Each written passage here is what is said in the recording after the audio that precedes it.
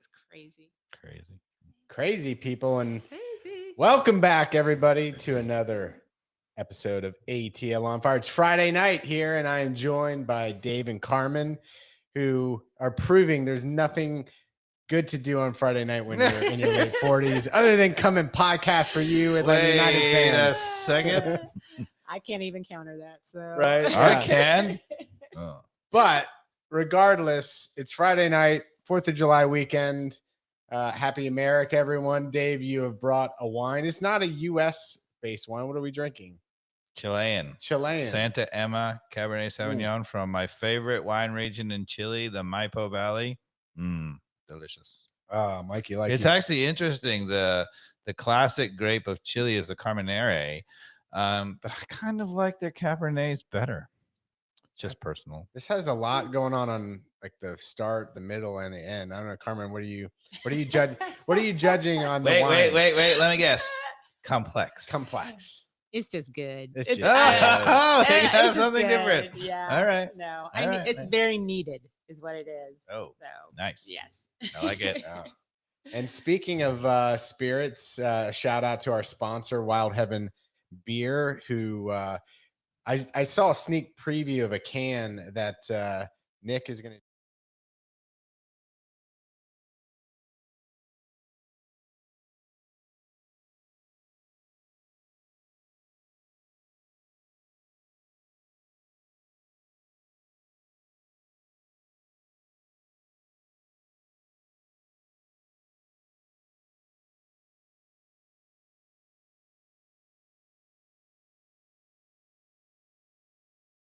Back on the YouTube. Sorry about that, guys. Yeah, no, for whatever reason, I haven't figured out the audio issue on the sponsor thing. I need to go back and test that.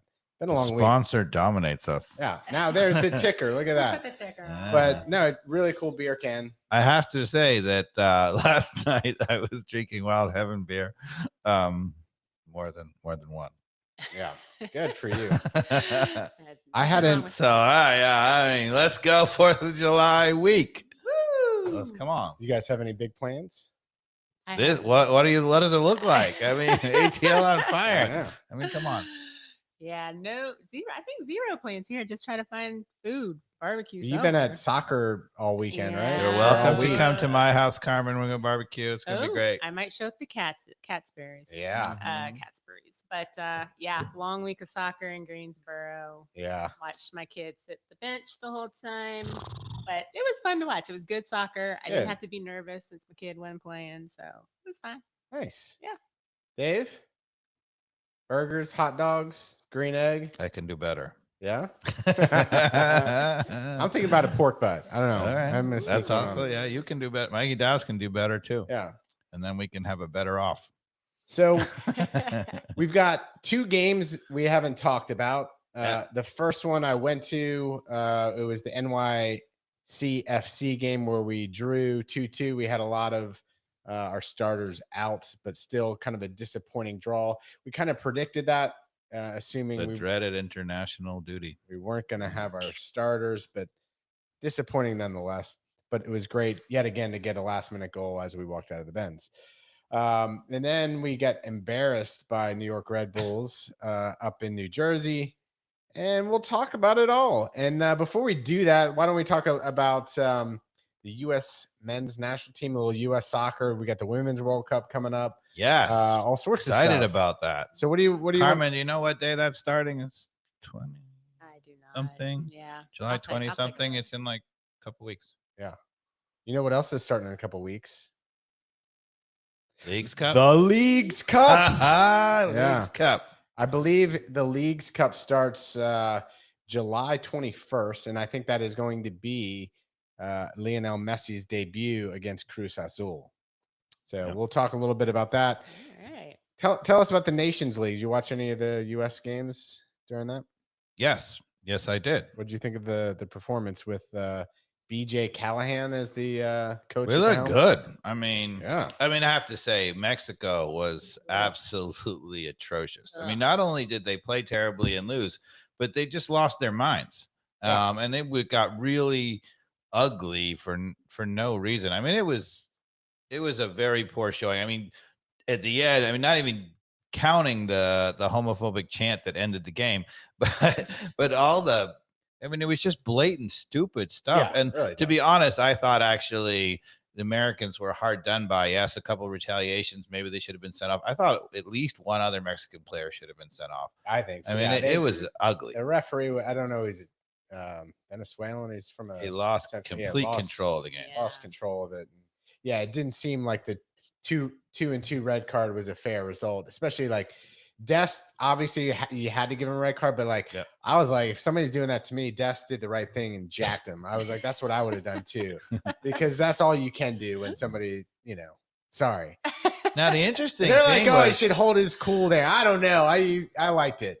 the interesting thing was that partly they were defending Ballo, right? The new striker. So good on them for building him into the squad right away. We got you back. So I like that. As a coach, you have to be like, you don't want your players retaliating and being stupid because you're like, look, we could have been a man up or whatever. But protecting the new striker who just joined the team. Yeah, absolutely. That's the way to get. If you have to do it, he seems to like it too. He seems to like the team vibe. And what did you think of his play? Oh, he's fabulous, and he's just getting started. Like nobody really knows his runs yet. There's no chemistry really built yet, but he obviously is in the mix, which is great. He's the anti-Berry. Yes. He moved a lot. He was quick. He was physical. I thought he. I mean, 2 games, whatever. But I don't want to overhype. But I obviously hadn't seen him very much in the French league. I don't watch the French league, people, but I thought he looked great in the, got his first goal. But not just that, I didn't care whether he was going to score or not, but I just liked him. There was a lot of movement. There was pace. There was physicality. And the goal he took was terrific. Yeah, that was against Canada, right? And was that hit? In the final. That was the second or first goal in the game? Second, I believe. Second. I think it's the second. Yeah. It was good to see him break the ice with that. That always helps. And yeah, what any highlights in the Canada game that stick out to you? I just thought we were great as a team. Carmen, you got something? Not really. They were fun to watch. They were very fun to watch. I agree. Yeah. Okay, so then we move. It's a good team. Yeah, I mean, it's a really, really good team. But now our B team goes into the Gold Cup. Yeah. We play the Jamaica boys, and end up. Wait, you're not going to have us go in depth about the St. Kitts match? No, we'll get there. That was the second match. So we first played Jamaica. I know. We got a 1-1 draw, and I believe our guy. Vasquez gets Brandon the tying goal, right? There you go. It was Came on as a sub and got the goal. Yeah.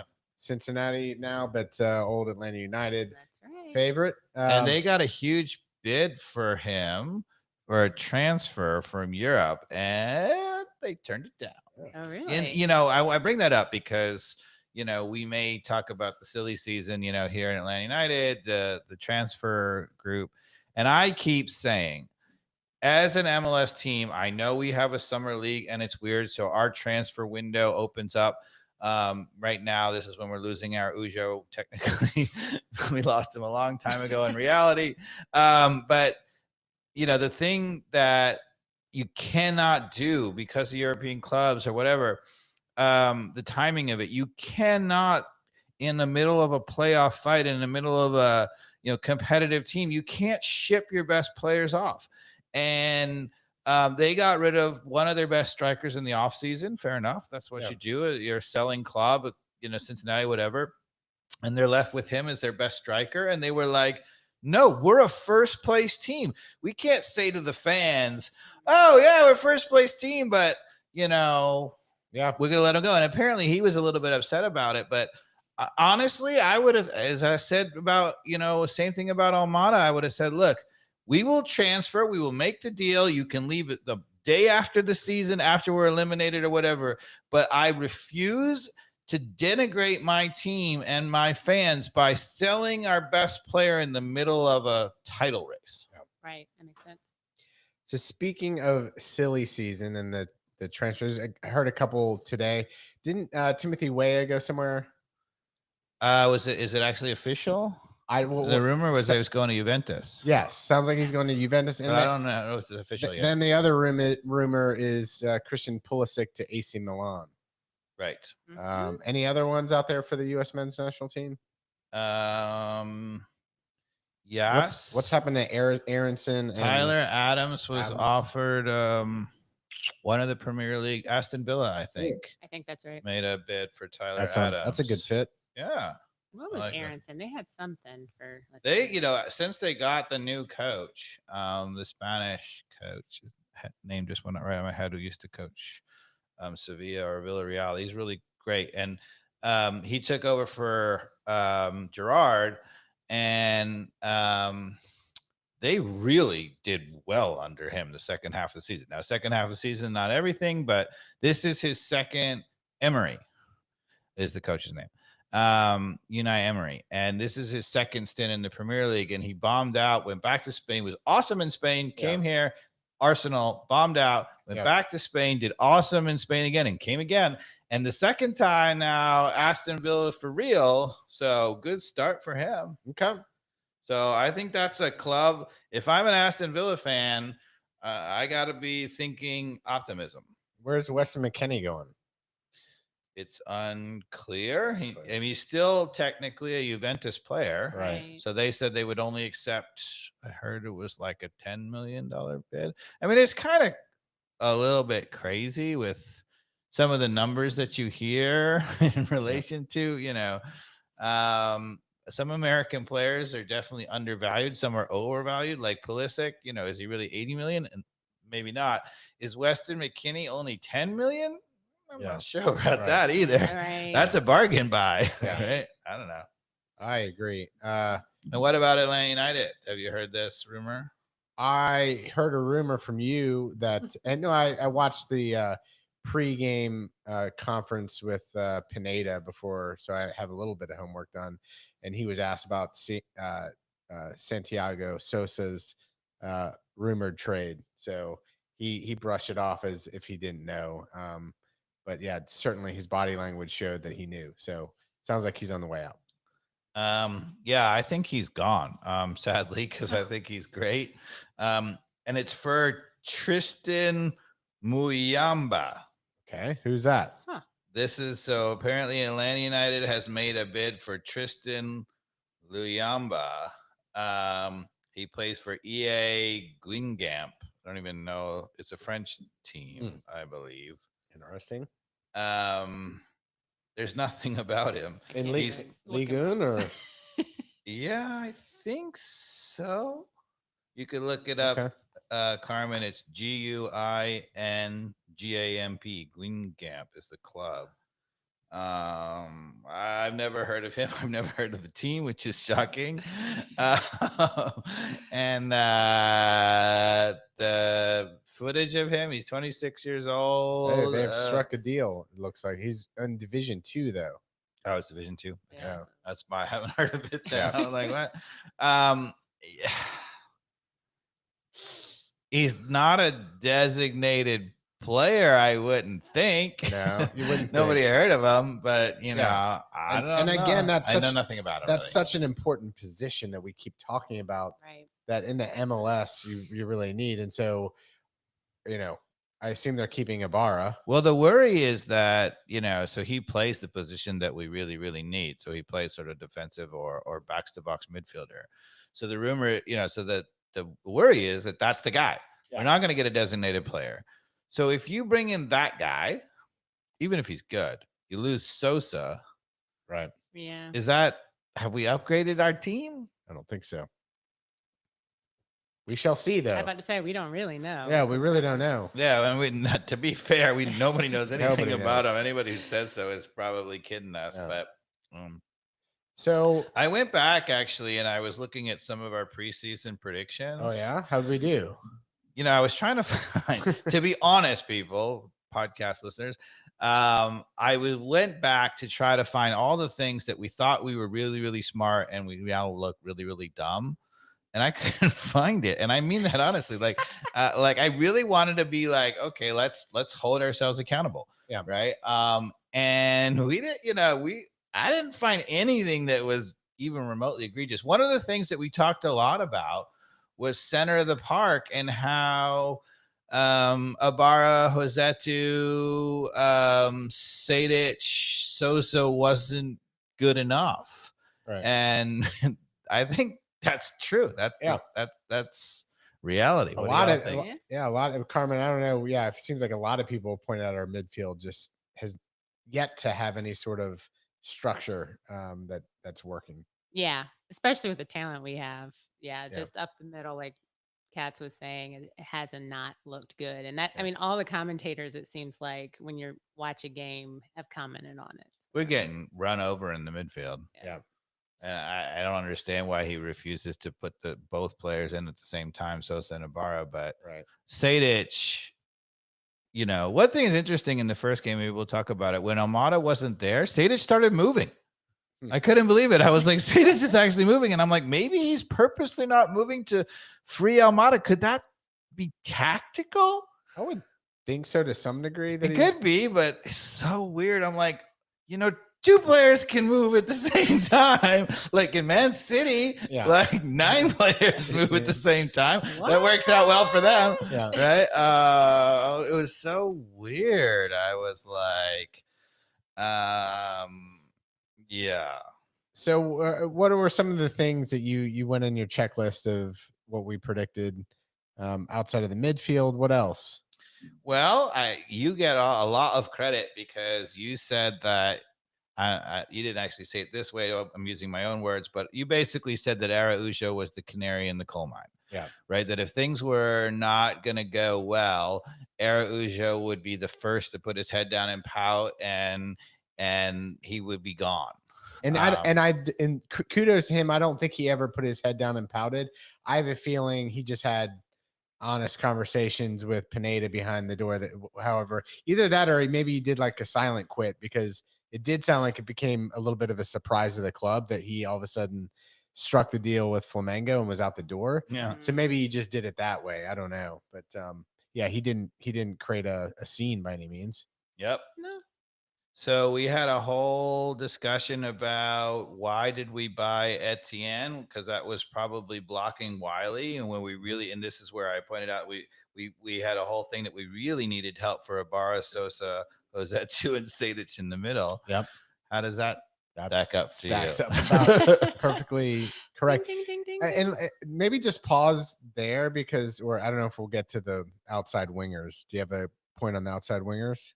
No, not particularly. Okay. Well, the pregame press conference, I don't know if it was Joe Patrick or somebody from Dirty South was asking Pineda about his philosophy for our winger play. Mm-hmm. So I was like leaning in on this one. And one of the things that Pineda said is his preference is for the forwards. So Etienne and Araujo, like in his ideal world, is to have people playing on their natural foot, not inverted. That's total BS. Because he's the coach, right? If that's your preference, then do it. Switch it. I'm teeing you up here, Dave. Like, what the hell is that? You cannot say as a coach, I have a preference for something and that's not actually occurring, because you get the decision. So it was so Dave, it was straight. Oh, jacket. It was somebody should put a straight jacket on this guy. Yeah, Pineda. Like what? Because in his reasoning behind it was that, but some players are designed to be inverted. I didn't understand him. Like, it was very confusing, because he's like, exactly to your point, if your preference is to play with non-inverted wingers, then play them that way. And it seemed like he was stuck on it, because the only reason that I can think of, at least on Pineda's behalf, is that Araujo has a strong preference to play inverted. Do you think that's possible, Dave? It's possible, but can you imagine? Let's go with my favorite coach, Alex Ferguson. Could you imagine if somebody came to Alex Ferguson and said, I really should only play on the right because that's my preference? You know what? You up again? You know what the hell he would say to him? I do. I mean, you get the hairdryer treatment. Right. Be up against the wall, like, what the? It's one thing to have a discussion and be like, these are my strengths or whatever, and tell the coach. But you don't tell the coach where you play. The coach tells you where you play. Which is why, like, after the game that I went to against NYCFC, it's the first time I've ever fire Pineda. And watching that, and It's I a was little like, over aggressive, but no, it's not. And Here we go. it actually is not. I finally am at that point now. all right. And in that interview, proved it to me. And I got to send you the link to it because, to your point, he's like, "This is my preference. I like to play wing play with the natural. Why wouldn't you coach it that way then? You had the talent. You got Wiley. You've got even Etienne and Araujo and Wolff and all these guys that they're right-footed out of Plus, the he right. keeps talking about how, with Etienne as a right footer on the left coming in and Araujo coming in as a left footer on the right, that allows the overlap with Gutman and Lennon, and that's the airplanes and the overloading the side. And he even talks about how he wanted his center midfielder to play deeper to give room for Etienne to come in. It's so overthought. Like, here's this supposed to be this dynamic movement, but you're only allowed to go like the bubble hockey, where you have the track. If you get off your track, Mikey Dobbs, then you're in problem. I just couldn't believe it, Dave. Like, he was on the interview saying, "This is my preference." And I'm like, yeah, well, that's how we agree. You should play them that way. He's heating up. He is the coach, right, Dave? Supposedly. Maybe he's not. Do you? I mean, Yeah, what's happening? What the hell? yeah. I mean, can you imagine he gets fired and he's like, well, if only they would have let me not play the wingers inverted, then I what? Yes. Who is this Dave? It's one thing because coaches often employ this tactic, like when they're in trouble or whatever, they say, well, they haven't given me all the players I want. There's always an excuse to that, whatever. But you cannot, as a coach, use an excuse that the tactics are wrong because you're in charge of the tactics. Like, what the? I mean, that is literally, ludicrous world. I mean, I'm flabbergasted by that. Yeah, I can't wait to show it to you after this podcast. We'll bring it up on the I'm TV. speechless. You should be. I'm absolutely speechless. So wait, so do you think it's strong to be like fire Pineda? You said there's those strong. Yeah. Yes. He doesn't. He doesn't. He doesn't. But so to be honest, do I think Pineda should be fired? Honestly, yes. Like, I think he's shown he just doesn't have it. But you said that before the season started. Yes, but I don't think I would fire him because I do, as I said all along, you cannot fire, in my opinion, unless you have somebody better that's that one. But also, I don't think you can fire a guy who's in the playoff position now during the season. Now you can half the league is in the playoff position. I know, but you can fire a guy who makes the playoffs in MLS. Right? Because MLS, there are 9 teams make the playoffs. If you are Atlanta United, you make 9th, you make the playoffs. I don't buy this excuse. We're a playoff team. You can't fire the coach.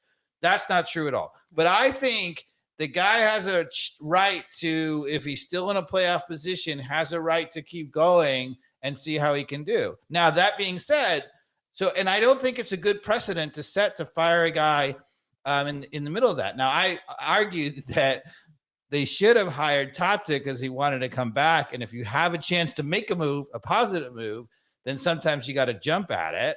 Right. And I think that would be a really no-brainer positive move. Because when you make a move mid-season like that and fire a coach who's in a playoff position, it can really backfire on you if the team goes south.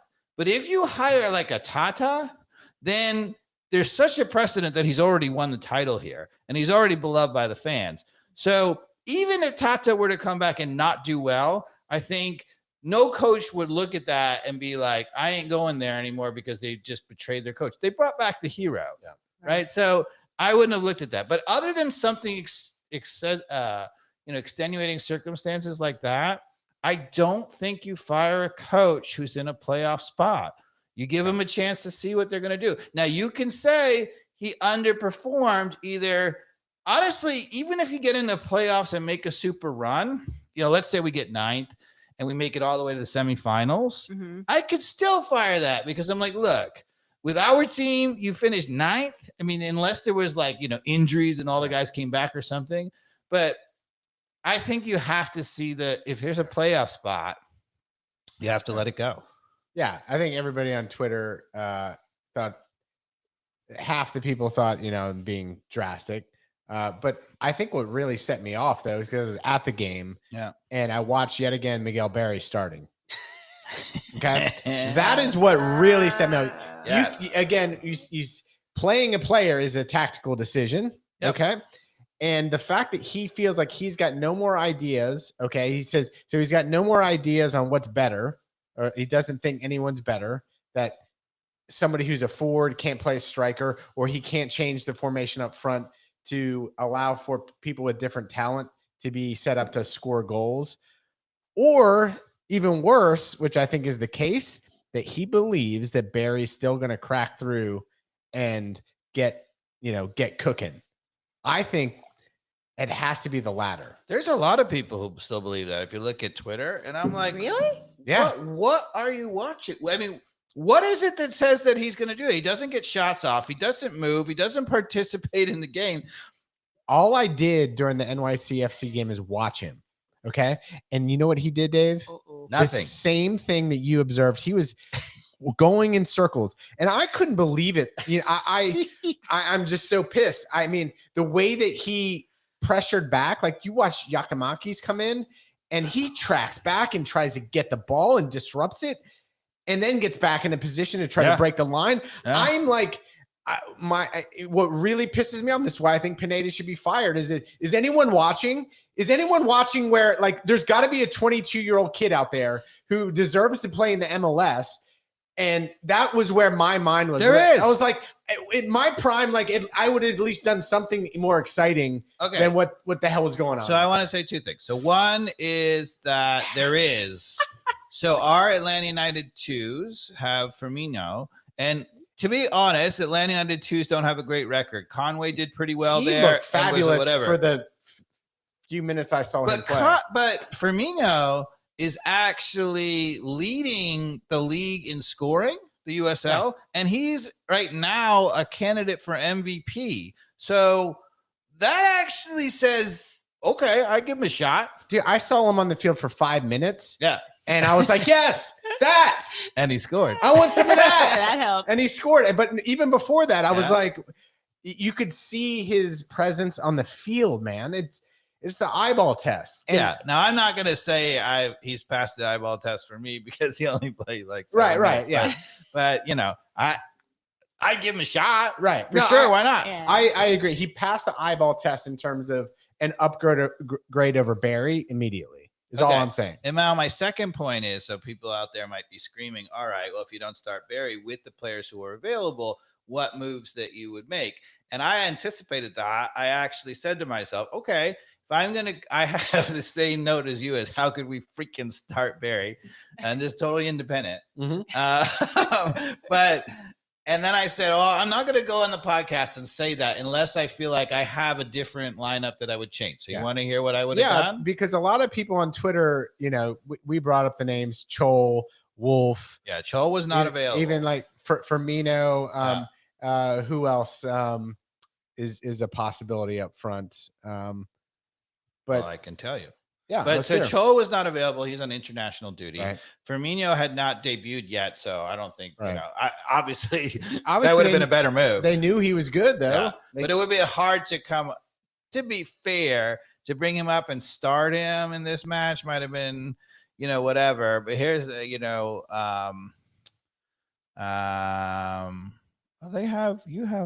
Chol as being available. I thought he was Chol not was available. Yeah, he was available in that game.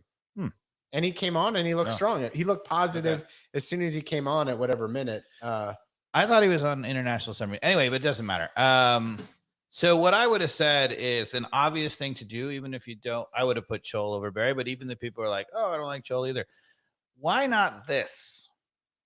Why not Hernandez come in at right back? I said that from the very beginning. I saw Hernandez on the sub list. I'm like, in a game like that, Dave, why was Hernandez not starting? That was my first observation outside of Berry, right? After those were the two big things that drove me nuts. Is like Berry needs to be off the field and in MLS next, and Ronald Hernandez needed to be starting in that game. Yeah. So if you start Ronald Hernandez, then you move Lennon out wide right. Yeah, exactly. And then Tyler Wolff could have played as a false 9 striker. Sure. And that would have been better. Yeah. Somebody That's who simple. obviously knows how to get into danger spaces. He's moving. He's dangerous. He moving. can finish. Well, he had 2 sitters in that game. Yeah, he fell. But- he like sat on the ball. But How no, did he do that? to be Right, to, I but he remember, scored. yeah. He has Yeah. scored He goals. did. to be fair, I've done that move that he did where like I you don't come know. charging Everyone in has. and you Everyone go and it has. like it ends up like going off your back heel. You're like, what happened? But I yeah, don't think I've done that. Oh, please. that's because you're a defender, man. No, I was You've never attacking scored in your midfielder life. in college. You never scored ever. I'm still on the top 10 leading scorers in my college, Mikey Dobbs, as a midfielder. All right. Sure. Yeah. All right. So I might be 11 now. I agree though. I that was for a while. Wolff as a false 9 or put him up at the 9. Yeah.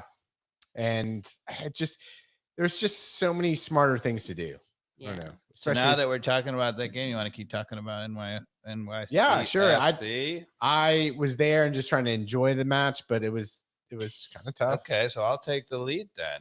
Okay, so the first goal that we gave up, turnover, ball out wide, dribbles right in on Gutman, shoots it. What you think? I think it's the same problem of having our fullbacks pinched in. That why wouldn't and the reason that you saw Gutman just retreat and eventually get beat on a little, curler to the far post is because it was again the pinching mentality. It just so happened it didn't get played out wide to the guy. But if he'd have just gone out aggressive and gotten beaten and then had our center back try to step up, like I would have rather had that all happen earlier. He just kept retreating. Am I envisioning that wrong? No, you got it completely right. I'm impressed how much you remember. That's Yeah, because I had a lot of red wine during that game. I'm not gonna lie. Not surprisingly. Okay, so then Tyler Wolff scores on a very cute angle, puts it through the goalkeeper's legs. What do you think about that goal? It was a nice goal. A bit opportunistic. It Yeah, kinda but- fell to him, But that's That's his thing. again, shot on goal. That's I mean, put it on the frame. He ripped it. Kind of did it clank underneath the goalkeeper's legs, if I recall correctly. yeah, it went right through his leg. Yeah. Yep.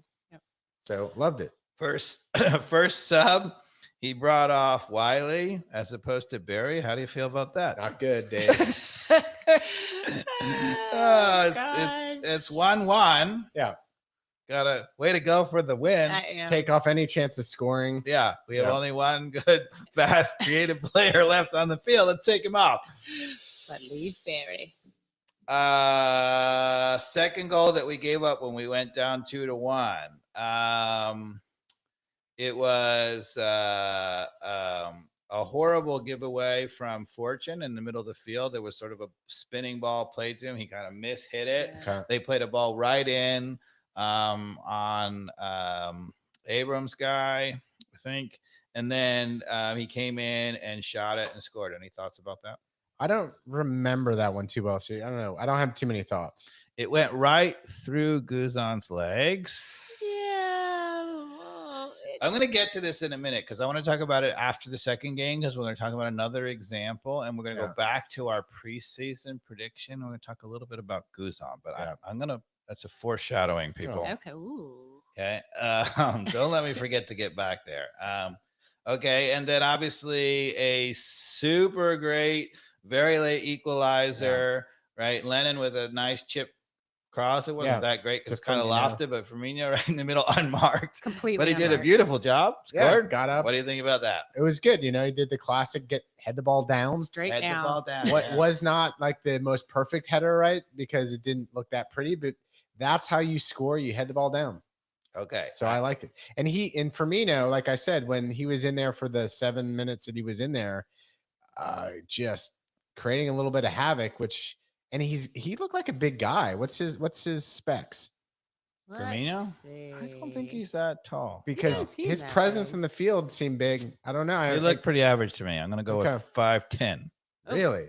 Yeah. I'd be shocked. 5'11". Uh, He didn't look 6 foot to me. Oh. That's for sure. he seems to have We'll find confidence out. if somebody's taller. That's all I know. He's 22 years old. Yeah. He's Oh, yeah. Brazilian. 5'11". Uh-huh. That's just my view from So that. maybe that's the problem. He's not tall. Yes, that's the Pineda problem. Sergio Aguero can't score either. Yeah. I mean, okay. Let's not.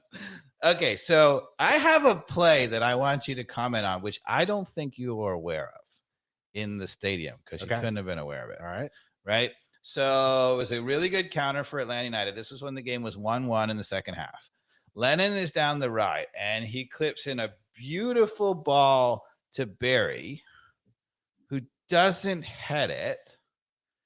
Do you know what happened on that play? First, I'll ask you, then I'll tell you what happened, and then you're going to lose your mind. I don't recall. So Berry was in a perfect position inside the 6-yard box to head it. At the last second, he chose not to head it. Uh-huh. The defender called him off like it's my ball, leave it. You know that trick that we whatever, and he went for it. I remember. He was about to head a ball into an open goal, and he left it for what he thought was his teammate, and it was the defender. Amazing. What minute? Well, we have to go back and watch that on the Apple TV. Yeah, are you kidding me? They were talking about it on the. They were like, I think he just got called off by the defender. How embarrassing! That is embarrassing, but not surprising at the same time. It's not surprising. Like I said, that guy does not have any sort of grit. Okay. All right. So NYFC scores 2 goals on 3 shots with an expected goal number of, you want to guess? Like, I don't even know. Not good, though. It's not a good stat. Cameron, you want to guess? With 3 shots on goal. Yeah. Low, whatever it was. It was 0.7. Yeah. So they scored 2 goals on an expected goals of 0.7. That's impressive. Yeah. It's hard to do, Mikey Dobbs. God bless. You're expecting to give up 3/4 of a goal, and you give up 2 goals. If Josh Wolff had finished the sitter, okay, and there was another, or not Josh Wolff. I love you. Tyler Wolff had finished the sitter, and there was another ball that got crossed him on the far side, and he had all day, and he ripped it, but should have finished it. To be fair, Tyler Wolff has to score that. Right? He sat on the ball or whatever the hell he did. Yeah. You know the one I'm not talking about the cross one. There was another one that was. But we should only talk about the cross one because he was in on goal. Maybe, but the one that was far post is a pretty reasonable shot too. He scored a nice goal. Yeah. Right. But it shows that at least he scored. At least he knows where to be in the box. Yeah, and he was moving perfectly, and he's going to score that. Yeah, 9.9 times out of 10. You're right. He was moving. Yeah. Which is I'm not criticizing him. I mean, yes, I am because you don't sit on the ball, but he's looks great. He continues to look good. I agree. So, all right, hallelujah. Now, Dave, what do you think about us leaving that game with 1 point? I don't really with no international, with all the international players out. I again feel like we get the 3 points with Ronald Hernandez starting and a better option up front. That's the difference in that game. New York City FC is a woeful team because they lost all their better players and they're not good. Maybe Carmen can tell us where they are on the table now, but it's not good. But I think that so going into that game, you think that we got to get a win. But with all the internationals gone, I don't really have a huge problem with that tie. My problem is not necessarily people are like, oh, we won 7 games in a row and blah, blah, blah. My problem. We just didn't lose 7 games. Yeah. My problem is not necessarily with any one result, but my problem is consistently, right, getting a tie when we should get a win at home, not being able to win at all on the road ever. You know what my bigger problem is than any of that? Yeah. It's been like, and I still can't recall a game where I'm really proud of this team. Yeah. We had one. I feel like we. Which one was that? Like the Portland game where we won 4-0? Is that the one you're going to talk? Because That's we probably did. the one I would We did say. not look good. Look, we didn't look we as good as you talked think about they that. were. Yeah, I agree. You're right. I was really worried for it. And Portland huge is a portion of that woeful game. team in Yeah. the Western I don't know if you Conference, and remember. we were at home. It was like 1-0 until like the 66th Yeah. minute. Yeah. Okay. That was a dicey game, man. The best we've looked all season was our one away win at Charlotte. That was That was yeah. the only time we looked Right. really, That's really true. That would good. have been the only kind of like, hey, feel like I mean, the one thing you got to say, Mm. which I think is there's two ways to look at it, right? So you say, look, we a number of times have rescued a point with a very, very late goal. And you could say, all right, that shows that we're resilient. To me, I don't think it does. I think it shows that we were the better team the whole time. We should have been up, and we just happened to bail ourselves out. Right. What do you think? What's your opinion? Is it the late goal? Is it because we have resiliency and it was really good? Or is it because we're playing a crap team? We should have been winning all along and we just bailed ourselves out. the latter. We just bailed ourselves out. Definitely I the agree latter. with you. Definitely the Same. latter. And you can see it, how do you just distinguish between those two? You can see it because we never went on the road. Yeah. Right. So Yeah, our fans were cheering, and you got players who were playing in front of their home fans, like Firmino, who's just coming up from the twos. There's a lot of energy at home. Like, yeah, he bailed us out. Like, and Yeah. It makes it feel a little better, but then you think about it and you're like, this was just crap. Yeah. yeah. This is- You feel better coming out of the result. And that's why I feel like there's a lot of games where people are like, well, you really, on Twitter, people are like, that's a decent result with all those people gone. And I'm like, I don't disagree with that. But what I disagree with is why people think we're still okay when we continuously don't get results that we should.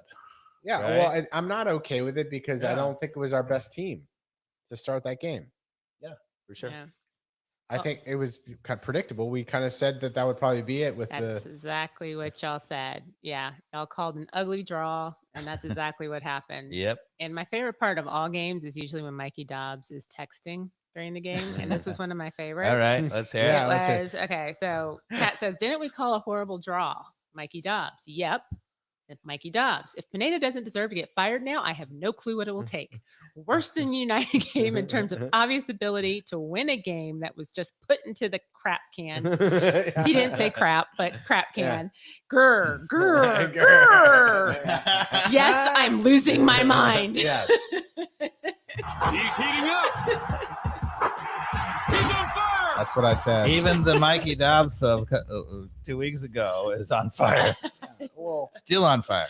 I like it. still some, Ronald Hernandez and the fact that wasn't starting and Berry up front is really what set me off. It just, I agree. I mean, you can't start Berry anymore.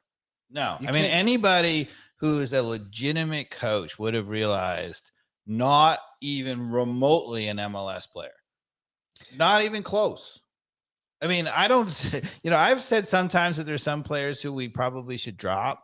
I don't think I've ever said there's a player who's not even close to MLS quality. Right. I mean, he's not even close. All right. We've ragged on Berry enough. Okay. I think we're going to see him again. On to Heavens no. what? Red Bulls? Red Bulls? Sure. Let's go to Red Bulls. You want me to keep throwing it at you? Yeah, or- keep throwing it at him because I don't have a lot of notes in my head for the Red Bulls game except for Okay. just kind of taking the punishment Ugh. as it happened. First goal that we give up, an innocuous throw in from the side of our box. He throws it right over Gutman's head. The guy runs in, shoots, and scores. Do you have any thoughts? I have a thought that Doug Roberson was asking again in the pregame matchup for this weekend. He said, "Hey, clearly that's a mental." Like Doug Roberson's bought into the fact that that's like the player not being sharp, not having the right urgency, and saying that's just a individual error, and there's nothing you can really do about it. That's all on Gutman. Is that correct? Is what I'm throwing it back to you. No, not at So, all. I mean, yes, it's an individual error, right? But actually, when you go back historically and look at things, I think it takes something like an average of 3 errors to score any goal. Something like that. I have to look that up. I could be Right. getting that wrong, but that it's not just a single error. leads to a goal. And that's what I would say about this. Yes, Gutman, I don't know what the hell he was thinking. It was easily thrown over his head. It was a terrible error. Yeah. Right. But you cannot give up a goal every time you give up an error. Right. So here's the problem. So when you're a left back, right, when the ball is thrown over your head and you turn, what do you expect to see? Some help. You expect to see your left center back. Yeah. Right. Right. So you think, oh, well, maybe he was preoccupied. Right. So on that play, and maybe we should have pulled up the clip because you don't even have to watch the clip. You just pause it right when the throw in is thing. There are 2 attackers standing in the 6-yard box right in the center of the field. Okay. One of them is being marked up completely by Lennon, who's all the way in the middle. Fine. Good. He's marking the guy up. Yeah. Right. The other one is being flanked. I mean, Lennon and Parata and Abram were 3 yards apart from each other, right in a row, right on the 6-yard box with only 2 defenders. Yeah. So, honest to God, right? Parata's got to say, I got him, and you go a little bit out there and help. Yeah. Right?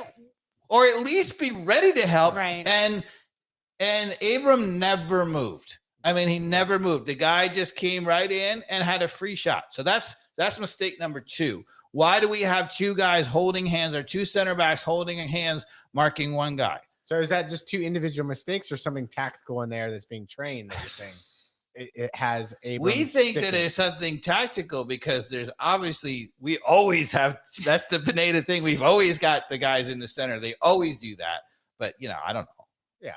Well, center back's supposed to be in the center, but your point is he didn't see the. If you're a center left back, he wasn't aware to the danger. he should have been in front of that guy looking out there. And the moment that throw looks like it's coming out, he should have gone and he could have easily won the ball. He could have been first to that ball. Yeah. Right. It was not that hard. He didn't sense the danger and he started out in a bad spot. Yeah, I mean, it was just terrible. And I don't know. You would assume Gutman wasn't clued into the ball being thrown as long as it's going to be. I haven't seen it. Clip. Wasn't a long throw. Gutman was like cheating near like 5 yards from the sideline and he just threw it. And Gutman was like, oh. Yeah. So it was terrible by Gutman. Oh, okay. There we I go. mean, it was awful. I'm not bailing Gutman out. Yeah. But then the shot, he's like 5, maybe 6 yards off the touchline when he shoots it from. Guzan is standing near post. It's chest high, and he gets beaten near post. Wait, was he inside the box? Or you say he was by the touch, but by the what? So he was he was out wide, Uh-huh. but he was only about 6 yards off the touchline. So it was Got a it. very acute angle. Got it. Right? So it wasn't like he was in the middle where he could have shot far post. They just Right. ripped And it. and Guzan was in perfect position. And he hit it hard, but it wasn't like destroyed. Right. And it was literally chest high. As a goalkeeper, that's like the Especially Yeah. Brad's big palm. So, yeah. All right. Okay, so I want to go back to our preseason reflection. So we talked a lot about in the first 2 preseason games that Guzan gave up 2 horrible goals where he didn't seem to be moving right. He was late. He gave up rebounds because his hands weren't good. Yeah. And we talked a lot about how we were worried that he should have saved that. Right. One of the things that's interesting going through this season is that Guzan hasn't given up like a ton of goals where you're like, oh, he absolutely should have saved. No howlers. But there is goal after goal after goal that are going very close to his body that he's not saving, which is interesting. And if you look at the stats, he has number 1 lowest save percentage in the MLS. Really? Guzan does. And he has given up the most goals relative to expected goals in the entire league. Wow. So the problem I have is you don't have a single moment where you can criticize him, but I'm noticing a lot of balls going right by him. And the numbers are saying that he should be saving more of those. So another interesting goalkeeping tidbit for Atlanta United said the top prospect for Atlanta United, this guy Reyes, who plays for Atlanta United too, I guess was transferred for a fee to Norwich, I believe. Right. And he's one of the guys that I was saying, I don't know who he is because I've never seen him play, but Right. everybody on Twitter is saying like this guy should come in and get some starts, particularly when Brad went down Right. earlier in the season. Again, if this Yeah, we guy's talked about it if- all in the preseason that, okay, we didn't know anything about him. We No, still don't no. know anything about him, but because we don't watch the twos enough, unfortunately, we don't have enough time, but he's supposed to be really good. 6'4", quick. He's Chilean. He's only like 21, 22. good enough for the Canaries to be like, hey, Well, not just that. They made a bid for him after only watching him with the twos. So right. That's a good point. So to me, what does that mean? Like, why they clearly didn't dangle the carrot for the ones. No, And they didn't give him clearly. We talked about this in the preseason. We literally had a preseason conversation about this and say, why are you bringing Westberg and Diop to, decent journeyman goalkeepers instead of this guy, right? Yeah. And what we said, we didn't have a problem with it, but what we said is that what that says is they don't think he's the guy at all. Because if you thought at all he was the guy, you would say, all right, he's the backup. Yeah. At minimum, you might only buy one of those guys and let him compete for the backup spot at least. But buying two journeyman MLS goalkeepers means that you don't have any faith whatsoever in his ability to play. And you got to figure Norwich's scouts might be decent. or at And least have a everybody good who eye. watches the twos are raving about Yeah. it. Really? Okay. Yeah, that's what I was saying earlier. I was like, I don't know who this. Like I said, I don't have time to watch the twos. I would love to watch the twos. Yeah. Barely have enough time to watch the ones. Right. I agree And with that. still do a podcast on them because that's what we do here. But why in the world? And now we lost him without ever seeing. And then all the Twitter thing is like, oh well, good for him. It was maybe that's what the player wanted is to go to Europe. Of course you wanted out because the club basically gave him the middle finger. Yeah, absolutely. And that's fine if you don't think he's good enough. But as a club, I worry that, general manager and we can talk a lot. There's a lot of people criticizing Bocanegra and whatever. I feel like Bocanegra has made some really, good moves. I mean, Papa Giorgio is a terrific player that he brought in out of nowhere, right? Almada, whatever. We've had some really good players, right? So, for any one bad player like Berry, there's always going to be a bust. Nobody goes 100%, right? But what I worry about is, did they really take into consideration? I'm worried that I'm fine with it if the club says, look, our evaluation is that he's never going to make it. That's fine. But what I worry about is that the club was like, oh, he's young. We're going to give him time. We'll bring him along. And then they were stupid because there was no reason to do, he could have been at minimum the third. And to be honest with you, right? I tell you what, I think it's definitely the latter. And I feel like Pineda is so focused on the team that's right in front of him. He is not involved with trying to evaluate talent that's coming up from the twos. Maybe I'm wrong. He keeps saying that they are. Like, Maybe he keeps I'm- saying that Firmino just deserved his shot. Fortune, he's given his shot to now. And honestly, people are raving about, oh, Fortune was so good in the midfield. I haven't seen it. I've seen nothing from him that says to me I'll trust you on that. But because he's gotten some decent playing time recently. Yeah. He started 2 matches, right? Mm-hmm. So Pineda, he just doesn't give me faith that he is tuned into what the talent evaluation is, both from Bocanegra and from like Bocanegra externally to see who like the next chess move is. I don't think he's collaborating as much as he should be there. Mm-hmm. And with what's happening with the twos to figure out like, yeah, if it's not Diop, should it be this guy Reyes? I don't think he was in those conversations early enough because he's been here a while. I don't know. I don't know. I just don't know. I mean, but, does this get back to what we talked about, that he's just not a good Talent evaluator? evaluator. Yeah, talent evaluator Well, for he anybody. thought that Rios Novo was an MLS goalkeeper, so let's That just is- leave it right there. Okay. Well, And it was so obvious he was not an MLS goalkeeper. It's so obvious that, I mean, actually, I take back what I said 20 minutes ago, because I said it was the only, Berry's the only player I said was not an Yeah. MLS player. Rios Novo, I said was a goalkeeper. So, whatever. But yeah, he was not an MLS player either. Yeah. And is still not and will never be. Correct. And he's another example of just giving somebody way too many minutes before he makes a change. And Miguel Berry, sorry to bring him back up again, same issue. I agree. Okay. All right. What else happened in Let's this move game? up on in the New York City in the Red Bull game. So on the second goal, Parata, they're playing out of the back. He gives it away horribly. I mean, it was just an awful decision. He was under no real pressure. He tried to flip a ball over a guy's head and drop it into a guy who was right marked with 3, maybe Almada. He was trying to I get think it I to remember that now. Yeah. They played one pass. He tried to make up for it.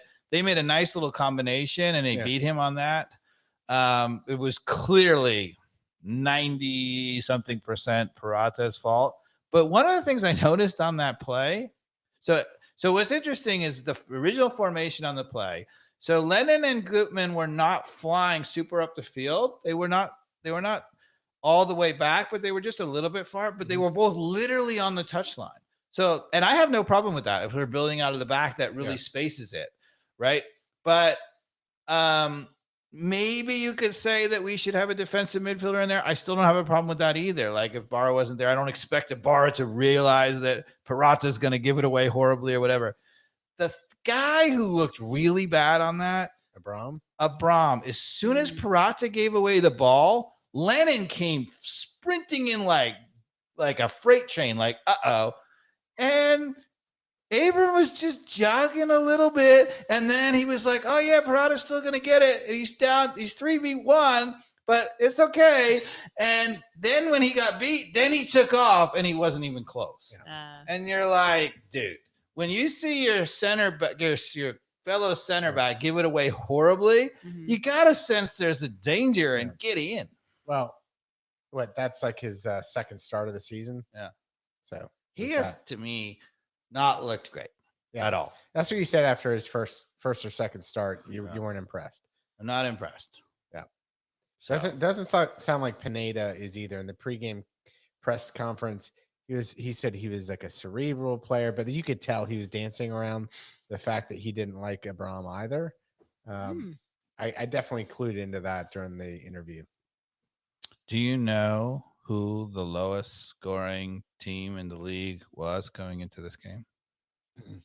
I might have to guess Miami, but I don't know. I was going to guess the New York Red Bulls. Yes, the New York Really? Red Bulls. We gave up 4 goals to the lowest scoring team in the league, Mikey Dobbs. Boy, Miles didn't play in that game. Yeah, No, Miles was on. He was first on Nations League. But we and now he's on. supposedly should be a decent back four, right? On paper, anyway, should be okay. It's not the best back four, but we've had our best back four all the time, and we've still, how we are now tied for the most goals given up in the league. Yeah. And for the most part of the season, we've had our complete starting back four. Gutman, Lennon, Parata, Miles. None of them, I don't think, maybe you guys can correct me wrong, I don't think they've missed a minute for injury or anything.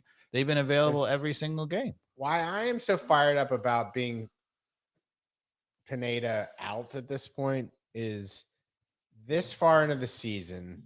Like I said, there is no game that I am like proud of, and the Charlotte game might be the one that stands out where like that was acceptable soccer. I liked it.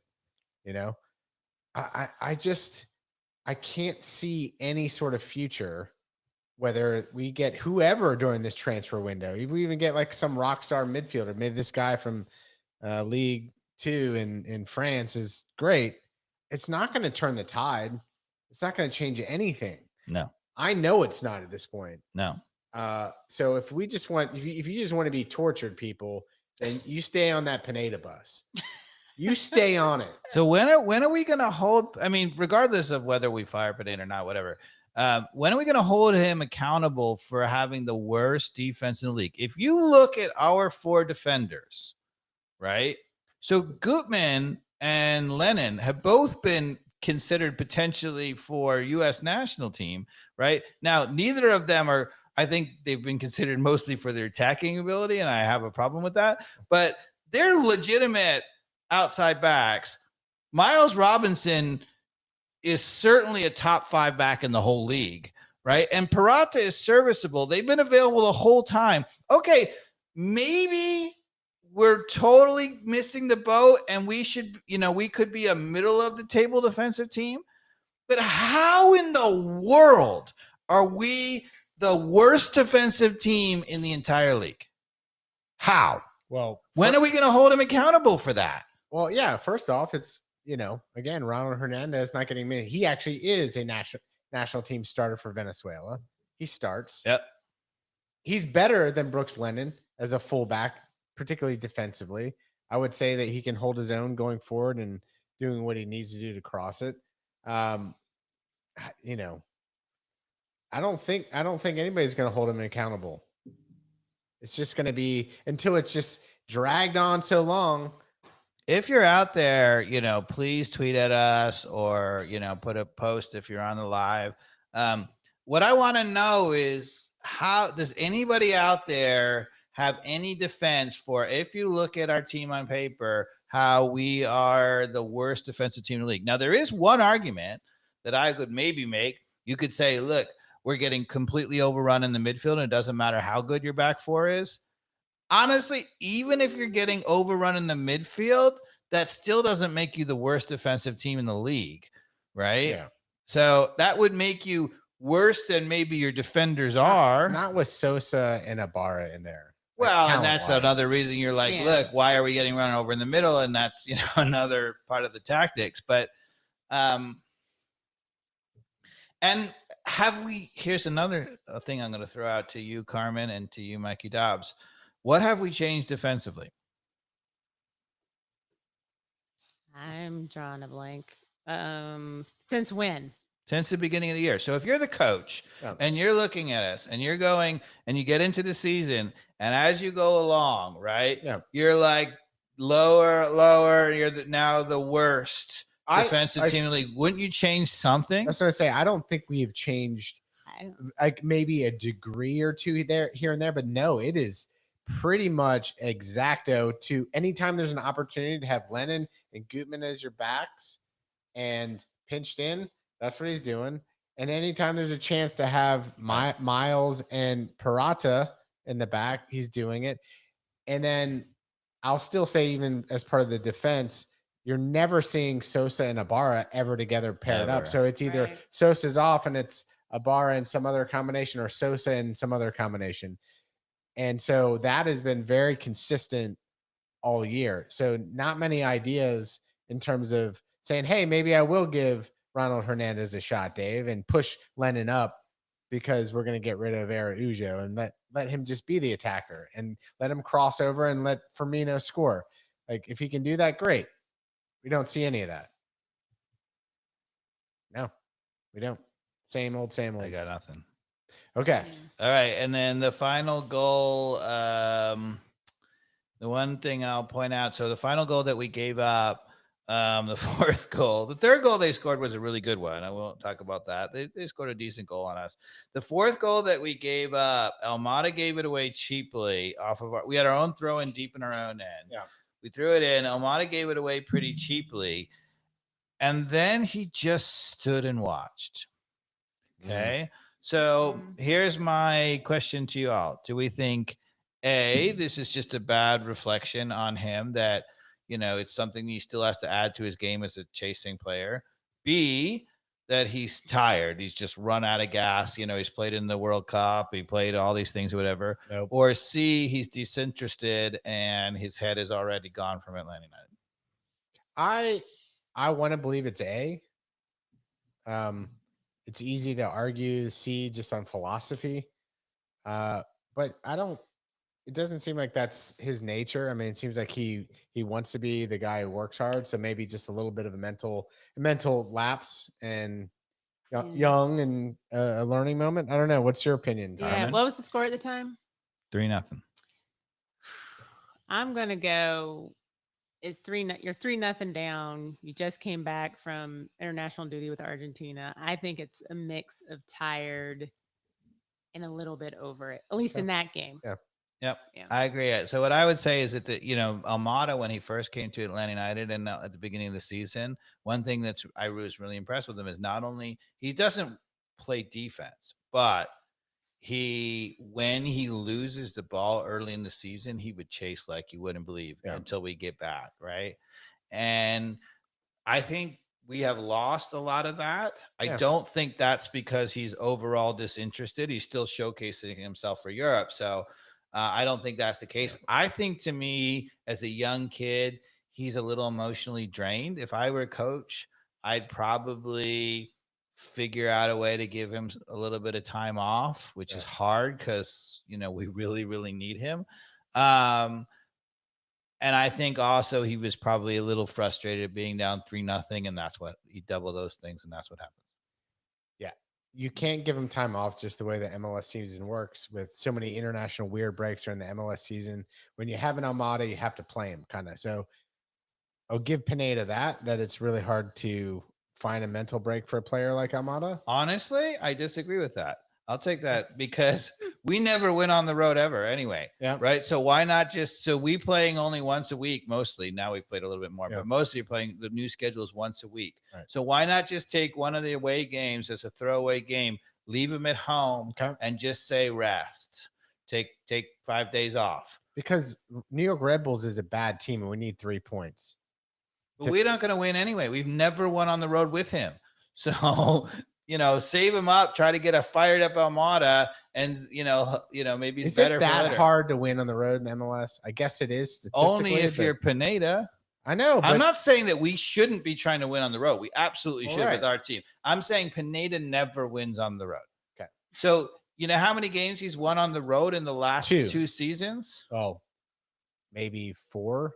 No, 3. He won 2 last year and 1 this year. 3 games, Mikey Dobbs. Right? How many games do we play in a season? Was it like 32, 34? 34. So 34 divided by 2 is 17. That's 17 opportunities, right? 34 if you include the 2 seasons. We're not all the way through the second season. So I don't know how many games in we are, but we're somewhere around 21, 22, 23 away games, 23 opportunities, and we've won 3. That's bumpkiss. Yep. It's terrible. So this is a problem, but why not? Jim's trying to say positive here, James. All right. Well, let's go back to a positive. So I have a few. That's all I have for NYFC. So I have a few more reflections from the preseason. That was NYFC. That was the Red Bulls. Sorry, Red Bulls. Yep. Wow. Preseason reflections. Go back. Where did we get it trying wrong? To find Where did we get it wrong? Come on, there had to been one had wrong to be thing. somewhere. I couldn't find it. So we really, really were concerned, where a lot of people weren't, that we were giving up a lot of goals in the preseason. Remember, we talked about that a lot. We did. Has that borne out? I forgot about that. We did, and I tweeted about that. Look at it. I said, "Should we be concerned?" And everyone was like, "No, no, we shouldn't be." It's just 3/4 of the way into the season, or wherever we are, 2/3 of the way through the season. Are we concerned now? We've given up the most goals in the MLS. Yeah, we should be concerned. Absolutely. And the last thing that I would point out that we harped on is we knew nothing about Miguel Berry, but we were worried based on his stats. Yeah, we hired a striker that had 0 goals last season with DC United. Well, not just that. We went over actually, like, he had very few shots too. And we were like, that's concerning. And you're like, maybe it's, you said because it was DC United was a shambolic team, which is true last season. And we said, well, maybe hope is better. But I said, you kind of are who you are, even if you're a bad team. You're not even getting shots. Yeah. Oh, y'all called and it. are we? Is he getting any shots? No, all these people who are like, so even if you're like somehow watching this and you're convinced that Barry's going to be somehow come good this season, there's another whole team with a different coach and a different personality. Last time, same result. Yeah. Exactly. So, But Dave, he's tall. oh yeah, I take it all back. All right, and so then I wanted to bring up, just because here's I don't know whether we're going to end with this, but so our predictions. So we didn't know actually the MLS playoff structure because it hadn't been announced. No, that's right. So I will say, for those of you who are out there and who don't even know, maybe people don't know what the playoff structure is. So 7 teams are going to make it into the main draw right away. There are 2 teams that are going to play a 1-card wild card for that 8th spot. After that, it's a tournament, 8, 4, 2, 1. Yeah. The first round is a best of 3. Now, I pointed out you can't have a best of 3 because we have something called a tie in soccer, right? So how do you have a best of 3 when you can have a tie? So the answer is that you can have a best of 3 because there will be no ties. Any game that ends up in a tie in regulation goes directly to penalty kicks. So there will be a winner in every game, and it's the first team to win 2 games. Okay. How do we feel about that? That's okay. I mean, I like the excitement of penalty kicks. Let's get it. Let's do it. Why not? And then once we get to the final 4 and final, as we pointed out, single game again. Yeah. So it's playoff series to get to the last. I mean, weird. I'm The always, structure is weird. I'm always a fan of the aggregate play. I think that's the best way Yeah. to find out the Yeah. best team. I mean, Yeah. when we moved away from that, I was not happy about it in MLS to go to the single game. I know it's all American, like bracket, like, Final Four basketball, like, but it really angers me when you have this long season and you're supposed to figure out who the best team is, and you just say, okay, 1 game and that's it. Yeah. I don't know. With soccer, I think you should have 2, and agree. aggregate play is the way to go. Okay. So here were our predictions from the preseason. Are you ready, Mikey Dobbs? Are you ready, Carmen? I am ready. Okay. So now we thought there was only going to be 7 playoff teams. So Mikey Dobbs said that we would finish 7th, get the last playoff spot. Yep. Carmen said 8th. We would miss the playoffs by 1. And I said that we would be 8th or 9th. Okay. We would either just miss by 1 or miss by 2. We are currently 6th. And sliding. But now, with this many games to go, which I'm not exactly sure, I meant to look it up, but how do we like our predictions? You're going to stick with your prediction, or you're going to revise? It's the mid-season update. Well, it's not mid-season. It's much. We're getting into the stretch. Yeah, in the stretch. The weird thing is we still don't have the MLS All-Star game, but the MLS All-Star game comes not halfway. Yeah. Way past halfway. Oh, okay. How many games have we played? Let's Like pull up probably the table. 18 games, something like that. What we got? Is it 18? We're only 1 over half? No. 18 or 19 20. games. So yeah, we've maybe played 20. 20. So that means that we have 14 to go. So we're sort of 2/3. Okay. 2/3. Okay. So no more international breaks. So we have our people, right? I said Well, 7. we still have Did for the I say Gold 7? Cup. Miles Robinson is Miles. gone for the entire, Gold Cup, which is a while. Did I He's say gonna miss the next 7th or day. 8th? You said the last playoff spot at 7th. Okay. Now we're going to revise this. So knowing what we were doing, you would say last playoff spot, which would have been 9th. I'm holding strong. I can already tell you. 7th. 7th. Okay. Even with 9 making the playoffs, you think you're going to finish 7th? What do we got? Okay. So we have Orlando is currently a point behind us in the game, and we've played one more game than they have. Montreal. I'm going to stick with 8. You stick with 8? I'm sticking with 8. And I'm sticking with 8 or 9. And knowing now that 9 make the playoffs, that we do make the playoffs at a terrible 8 or 9. Yeah. That's awful. There's no way. We're all we should be sticking with it. And So nothing has changed in our Yeah, opinion. nothing's changed. Well, that's what I felt like on the preseason. We said a lot of things, and I was expecting to find all the things that we would want to take back and want to revise. And I don't think there's much. I don't. The one reason I stuck with 7 there in my head as I analyze it is because there's not a lot of other good teams either. And if we can manage a bunch of ties, which I think we will throughout the remainder of the season, tie. I think the word tie and draw is going to be very familiar for Atlanta. There's a possibility though that we implode. So we are actually now going into our hardest stretch of the season schedule wise. We're playing on the road. We're playing against teams that are in the upper half of the table. And as we've said, we go back to what is Atlanta United this year? We are a tie or loss on the road against top teams. And we are a tie, usually, maybe every once in a while a win, but basically only a tie on the road. So on the road, you can only ever say tie or loss. Play a good team, we lose. Play a decent team, we tie. And at home, we pretty much win against all the lower teams. We tie the weak teams against NYCFC.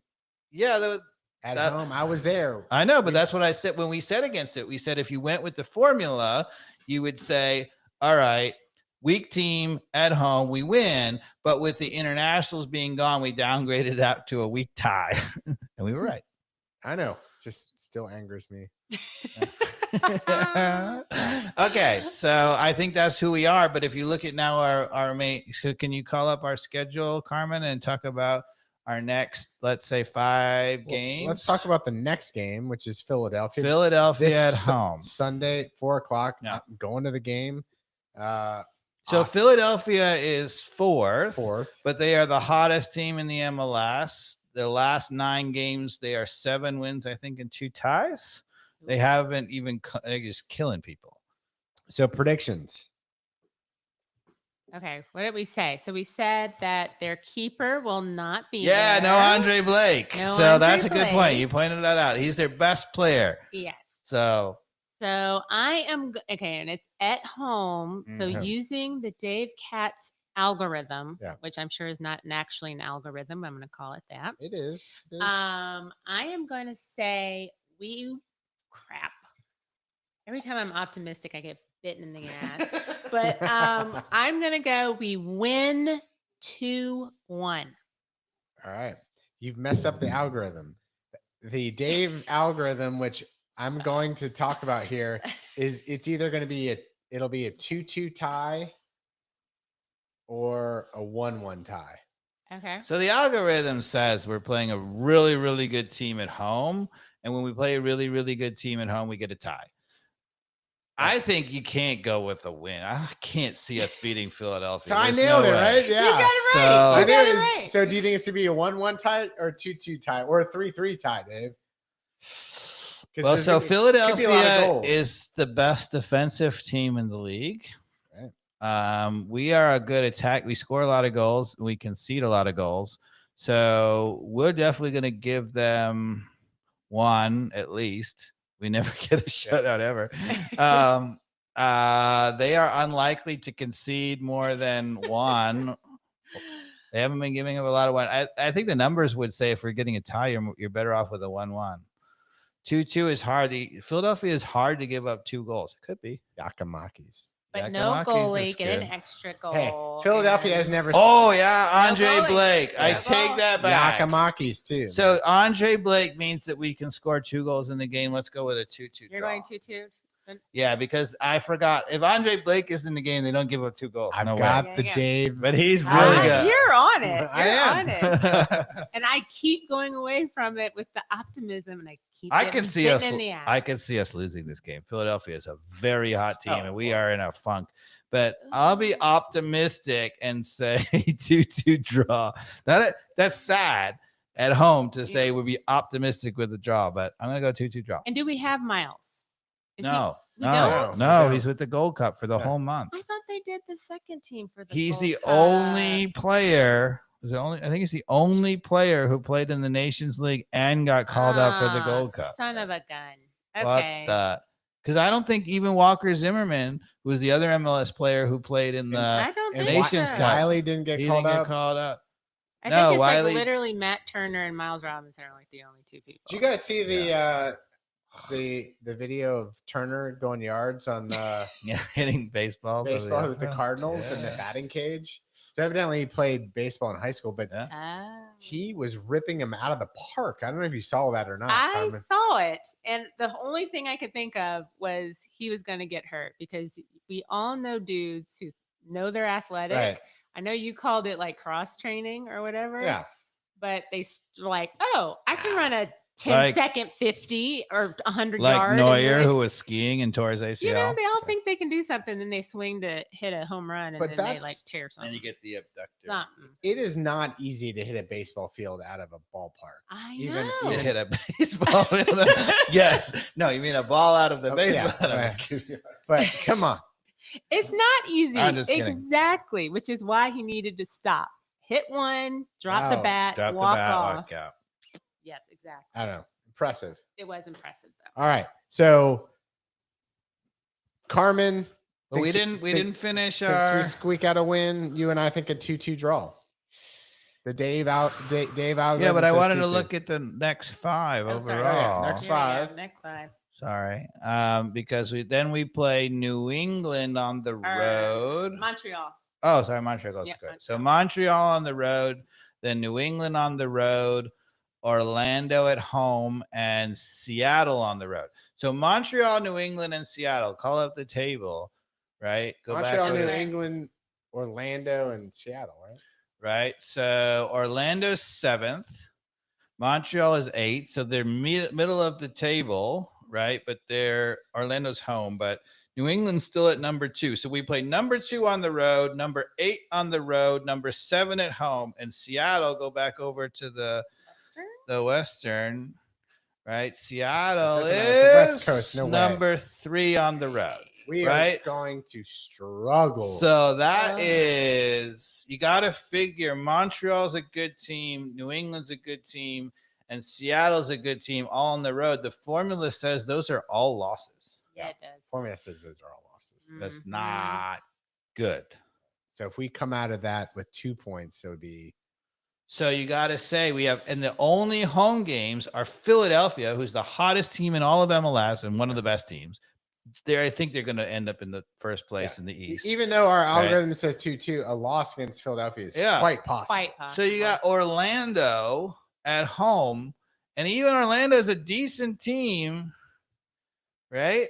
I don't see us. I mean, I say at most we win one, maybe get with one in a tie, something like So that. 4 points is our max. If we get 4 points from that, we are going to be on the outside of the playoffs looking in this next stretch. I think that's fair. Ugh.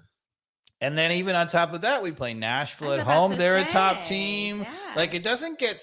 We have the hardest stretch of the schedule coming now. Nashville, Cincinnati. Yeah, Nashville and After that- Cincinnati. Oh my gosh. Those are both at home, but those are the two Still. of the top teams in our conference. Those are ties then. So you don't think in this window we're going to get another DP? Because this guy At from the moment, it doesn't this look guy like it. from France doesn't seem like he could be a DP No. player, right? He's a So- TP. No.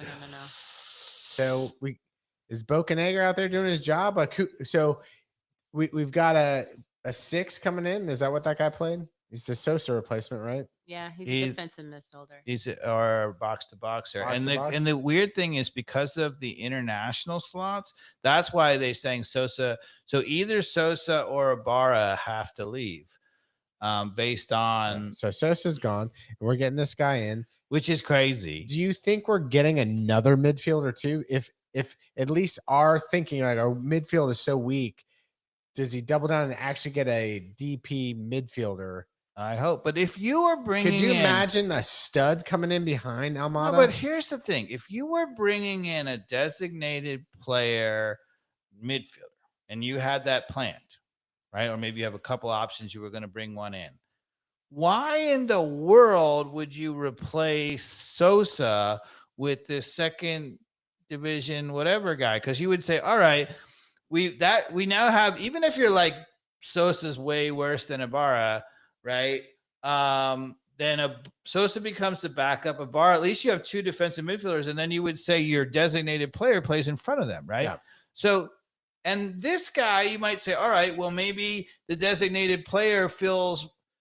I don't think he even would, because as a designated player, you don't take any one of those spots. But like if you had to make room for an international or something, but I don't think there is any way in the world that you would make that move if you had a designated player coming in. So I'm going to take the bet. You want to take this bet? No. That we don't have another designated player in the center of the park coming in. I don't. Do you think we have a designated player coming in at all, though? We haven't heard any rumors about it, And- but and- you got to figure and- yes. And if so, what do you think? It's going to be a winger, or Mhm. a forward? Mm-hmm. That's the only other place that makes sense, right? Yeah. Oh, or Miles is leaving, you bring a center back in. Well, or the other thing that happens is the reason why they make that move is because they can't bring in a designated player in the center because they've made a deal with Miles that he's going to be the designated player. Right. So how would you feel about that, Carmen, Mikey Dobbs? Do you think it's worth using a designated player on Miles and being like, okay, you're going to be here for another 5 years? Well, I'll let Carmen answer first. I say no. I don't want to. You to play a center back to replace Miles is what you're saying? Use a designated player for that? Use a designated player on Miles to keep Miles. him. Keep him. The only Oh. way he said he's going to stay Got is it. if he's made it. The only designated player defender Yes. in the whole league is Walker Zimmerman, Got it. who's the U.S. international. He's the Miles Robinson, right? Yeah. I say we keep it. I say we use it to keep him. What do you think, Mikey Dobbs? I say we do not. And that is not a knock on Miles Robinson. He's worth every penny of a designated player. I think my gut says that he wants a new chapter, that he wants to be in Europe. And I think that the team should find a way to make a good move. And this is total speculation, right? Yep. So maybe he wants to stay here. And if he does want to stay here, great. Yes, absolutely a DP spot. But it's not what I sense for a player that's got aspirations, got the talent that he has. He should develop in Europe at this point, and should happen, if not this transfer window, definitely during the winter. I think that, for him, I hope that he gets his shot, and I think he's deserving of a shot in Europe. He's that good. From a club standpoint, I would absolutely offer him a designated player spot. And if he's willing to take it, I would take it. Now, when I offered him that, I would say, look, if you take this, we're going to make you a 5-year contract. You're probably going to spend your entire career in the MLS. You'll be an Atlanta United hero forever. But I want to make sure that you're comfortable with that. Okay. Now you're an educated agent for Miles. Yep. And you're being coached under Pineda. Yeah. Yeah. No, seriously. This is an important question of his development. Yep. Be like, hey, it doesn't matter what they offer you. Like, that's great that they offered you the designated player spot, give you the respect that you do deserve. Yep. Is this how you want to develop the next 2-3 years under a team that is probably going to continue to struggle if Lagerwey continues to let this coach, not let you be put in the best position to have trophies, have success, have confidence? So much confidence is important for a player of Miles' stature right now that he needs to be on a winning team ASAP. And I don't believe Atlanta United, as much as I love Atlanta United because I'm doing a podcast on them, we need to be winning again. But I don't see it in our future, Dave, unless there's some new coach that comes in and gives Miles like some spark. Well, I'm going to agree and disagree with you. So Okay. I agree with you that if I'm Miles Robinson, I would say, no way, Jose, I would never take the spot. He's done all he has to do. He's won a title in MLS. He's made himself, probably the starting center back on the World Cup, team. He's got nothing to prove here. The thing that I would disagree with you is that if he goes to Europe, he's not being offered a spot on a top 5 or 7 team. He's going to be on a team that's losing a lot. So that's just a fact of life. He will be a great player on that team. If I were him, I would be sure. Wait, hold on. I would be sure and not do what stupid Matt Turner and stupid Zach Steffen did and go to a place where you don't have a clear starting spot. Okay. clear starting spot. So Tyler Adams, your boy, Yeah. plays for poor Leeds United and it got relegated. Yep. I think he was better off playing for Leeds United than for an MLS team. Oh, for sure. I'm not saying there's a problem with that, but I'm just saying if you said he felt like he needed confidence to play for a winning team, he thinks he needs to be playing in Europe and challenging himself. If you're playing in Europe and you're starting, then your Yeah. confidence is high. So Yeah, it doesn't matter if it's a losing Leeds United is more my point. You're getting action in the better league. And if I were a chasing pack team, not one of the big six, if I were a chasing pack team, an Aston Villa, one of the teams in there, I would sign Miles Robinson in a heartbeat because if you sign an English defender, if you sign a French defender, they're going to cost you 30, 40 million, whatever, at least. Low risk, high reward. Miles Robinson, you can get for what? 10 the most? I don't think you're even paying 10. Not even 10. Yeah. I think you're paying 5, 7. 7. Yeah. I mean, if I were Atlanta United, I would hold out for more than that. Yeah. But they don't have it. They don't have anything. Well, actually, leverage. I take that Very back. little leverage. We're not thinking. We're getting nothing for him because his contract is done. So we're not getting a transfer fee. Okay. Sorry. Well, we're just talking. Well, it's an interesting concept. So that's even better. If you're in Aston Villa or one of those teams or whatever, you get a free transfer with Miles Robinson, the guy who's going to start in the center back for the U.S. national team. Heck yeah. Yeah. I would sign him in a heartbeat. Yeah. What salary do you pay him in Europe? I just give him what the average center back in that tier makes. I mean, I don't think it's going to take that much. You don't have to make him some super offer. I don't think so. All right, Dave. Yep. So we just talked about the prediction a minute ago about Philadelphia. We haven't talked about Leagues Cup starting in 3 weeks. Right. July 21st. Inter Miami takes on Cruz Azul. It is 47 teams, Carmen, between Liga MX and MLS. The two top teams, LAFC, who won in 2022, gets a bye. Okay. And the team with the most combined points in Clausura and Apertura in Liga MX, which is Pachuca, I believe, also gets a bye. All right. So they get to sit out the group stage. Okay. The group stage is 45 teams amongst the other between both leagues. I think it's 15 groups with 3 teams in each group. So that's like World Cup instead of 4 teams in each group. It's 3 teams in each group, and there's 15 groups. Keep me honest, Dave. You're right. And then I believe there's only 2 matches in those group stages. You play each of the teams. Play each of the teams, and the top 2 or I think it's just top 1. No, the top 2 first and second. First and second. Oh, move really? on. Yeah. Oh. So there's easy to advance, and then there's a lot of single elimination. Right. So you see the World Cup style. Top 2 to make it to the round of 32. Yeah. You just need to and then it's a bloodbath. Yeah. So there is so for Atlanta United fans, there is another chance for us to see Messi. Keep me honest, somebody comment on YouTube or July 25th, we're playing Inter Miami in the Leagues Cup at Miami. Correct, at Miami. But there might be a chance for us to see Miami at home again, not the September 9th MLS game.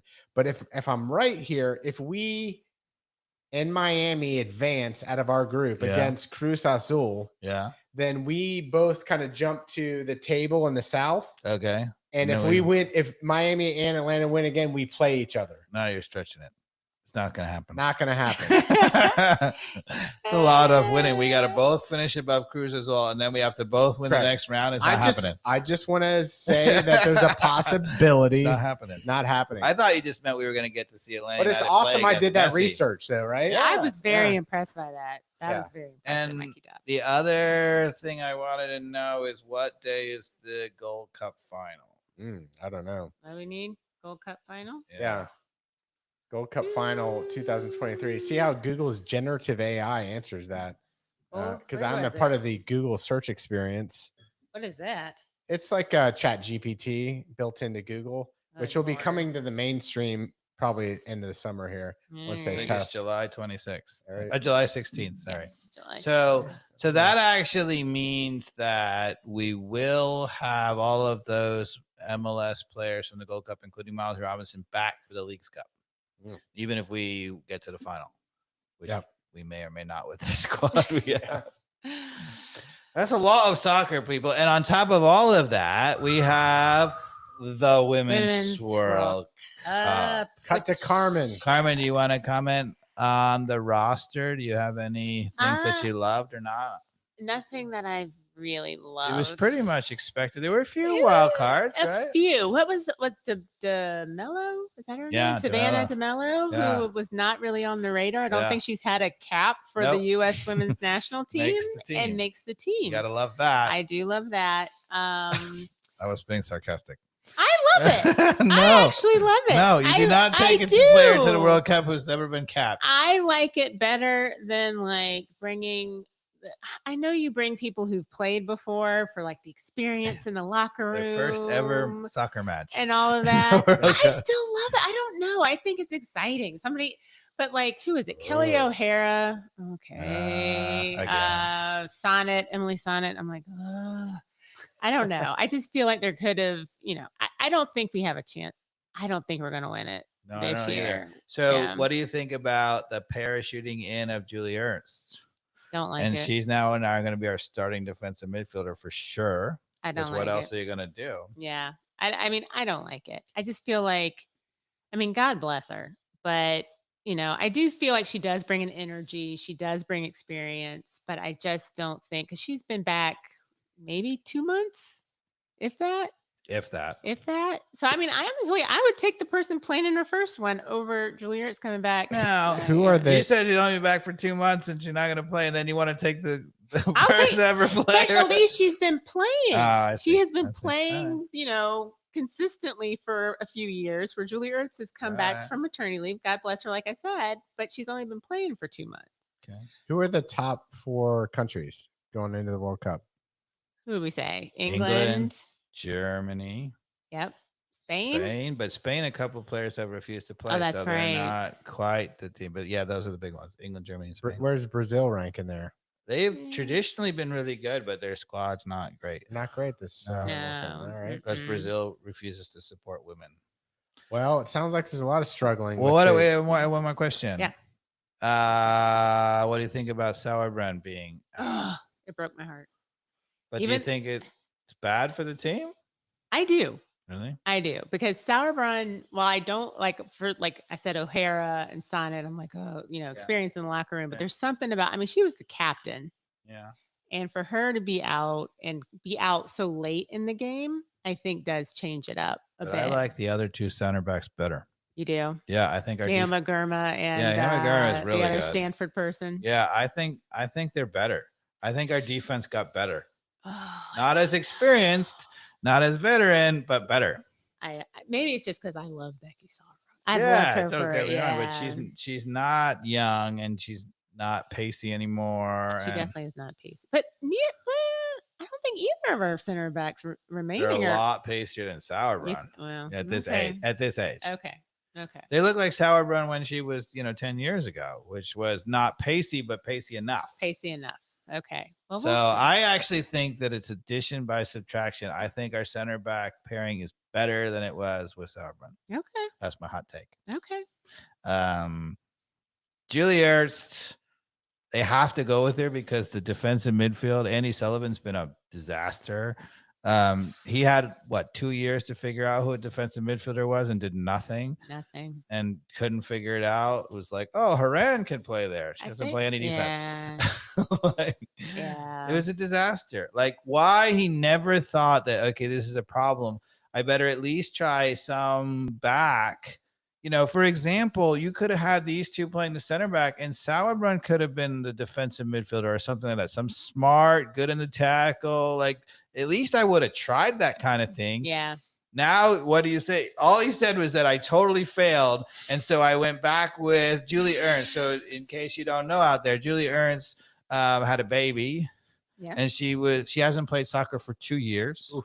She was our best player in the last World Cup. She fantastic. was amazing. Fantastic. But she hasn't played soccer in 2 years. She came back. She's played like 8 weeks, Yeah. and she's now going to be the starting defensive midfielder. How have you seen any games she's played in those? 8 Yeah, weeks? she looked rusty. She did look rusty. It was like all effort, but not like the kind Yeah. of like. Yeah. But the Gotta other, get up yeah. to speed in a hurry. Yeah. I mean, she's good. Maybe she could do it. If she does it, more power to her. You have to do it if you're him at this Hey. point. You have At no this point. choice. Yeah, Yeah. don't mess with mom. But he screwed it. He screwed it up. Yeah. Like the fact that that's their only option is totally on Andalowski. Right. And I mean, and honestly, besides the roster, the coach, I'm not for the coach, and I don't think he's not going to help us He win might the be World worse Cup. than Pineda. Ugh. He really may be. So and he Well- did have a bunch of injuries thrown at him, but even with that, he was going to screw Players it up. seem to like him though. I don't get it. So I want to. We didn't get it when we talked about Sorry. U.S. soccer earlier Yeah. on the men's side. That's We didn't get into. We talked about it in the previous podcast. We know Greg Berhalter is coming back, but Dave, you went back to one of our previous podcasts where we talked about this 3 months ago. Yep. Mhm. When the Gio Reyna Greg Berhalter investigation report came out, that was the big drama of.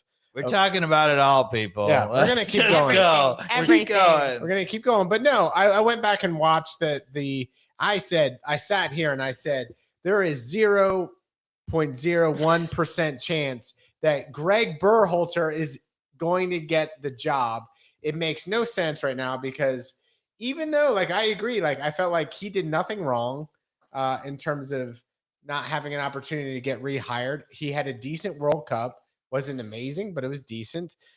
He seemed to have a team playing well. Doesn't seem like we have a lot of other options that are like begging for the job right now internationally. So it wasn't like I was like Greg Berhalter's the worst. I have never been a person who's like been a Greg Berhalter hater, right? I just felt like at that moment 3 months ago, with all of the press that was happening with women's soccer and the abuse that was happening with coaches and players in professional women's soccer, and that report coming out, which resurfaced, Mhm. something that happened 22 years ago with Greg Berhalter and his wife that got buried, right?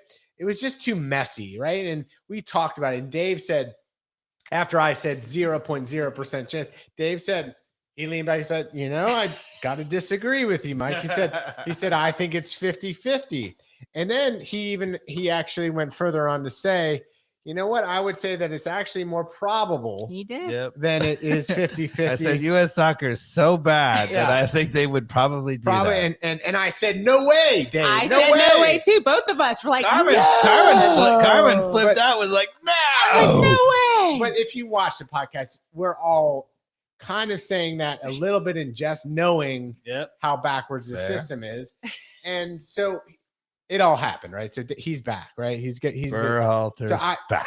I want to ask you this question, Dave. Yep. Are you happier with Greg Berhalter as the coach of the U.S. men's national team going into the World Cup in 2026 or Jesse Marsh? Go. Oh, Berhalter. Okay. So you're happier. Yeah. Okay. Because that it seems like That's an easy one. But I still don't want Berhalter. All right. So There are other coaches out there in the world besides former So, U.S. okay. internationals. then let's Mikey stop for a Dobbs. second. So you're saying that Matt Crocker came in Yep. and refused to go ambitious and try to interview other candidates that are, Pochettino level that might entertain an interview. Or do you think that everybody's like, no, we don't want that job? Apparently, they went after Zidane, which was never going to happen. So that's a pipe dream. Okay. But even some of the other coaches that were mentioned, like apparently they made a serious run at Thierry Henry. What the hell? Thierry Henry, who was one of my favorite players, Zero resume as a his coach. coaching Right. record is terrible. Exactly. What? Who does a coaching search and goes after a coach with a terrible record?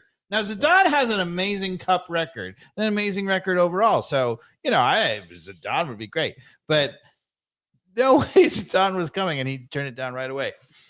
So What? hold on. Surely there have to be people who have a good coaching record. Yeah, well, only in the U.S. that are part of the people we've already mentioned, which are Caleb Porter Yep. and Cherundolo. You mentioned was maybe at number 2 to Caleb Cherundolo, Porter. I think is a really good coach, but this is only a second season, so Yeah. I wouldn't offer him the spot. Correct. So you're only realistic that you would have been happier with if I'm Dave and there's a winner between Jesse Marsh and Greg Berhalter, would have been Caleb Porter. Been happier there?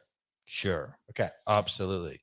Tata Martino, happier. Yeah. Tata Martino, happier. Yeah. Probably would have taken the U.S. job. Probably would have taken the U.S. job. And then, over then the we Miami could have job. Yeah. flipped the finger at Mexico and be like, and we wouldn't have all those people in Mexico were like, oh, he's not that good or whatever. I'm like, the team had imploded, but the silver lining on that is though that probably the reason that Messi came to Inter Miami is that the Tata job was also being aligned with that whole deal. yeah, I think they lit. Yeah, that had to have That been. was Yeah. Messi. If you come, we'll get Tata. And We'll get Tata Tata. said, if you get Messi, I'll come. Yeah, exactly. So I think that's good for MLS, is what I'm saying. I'll take that over him being the coach of the US team.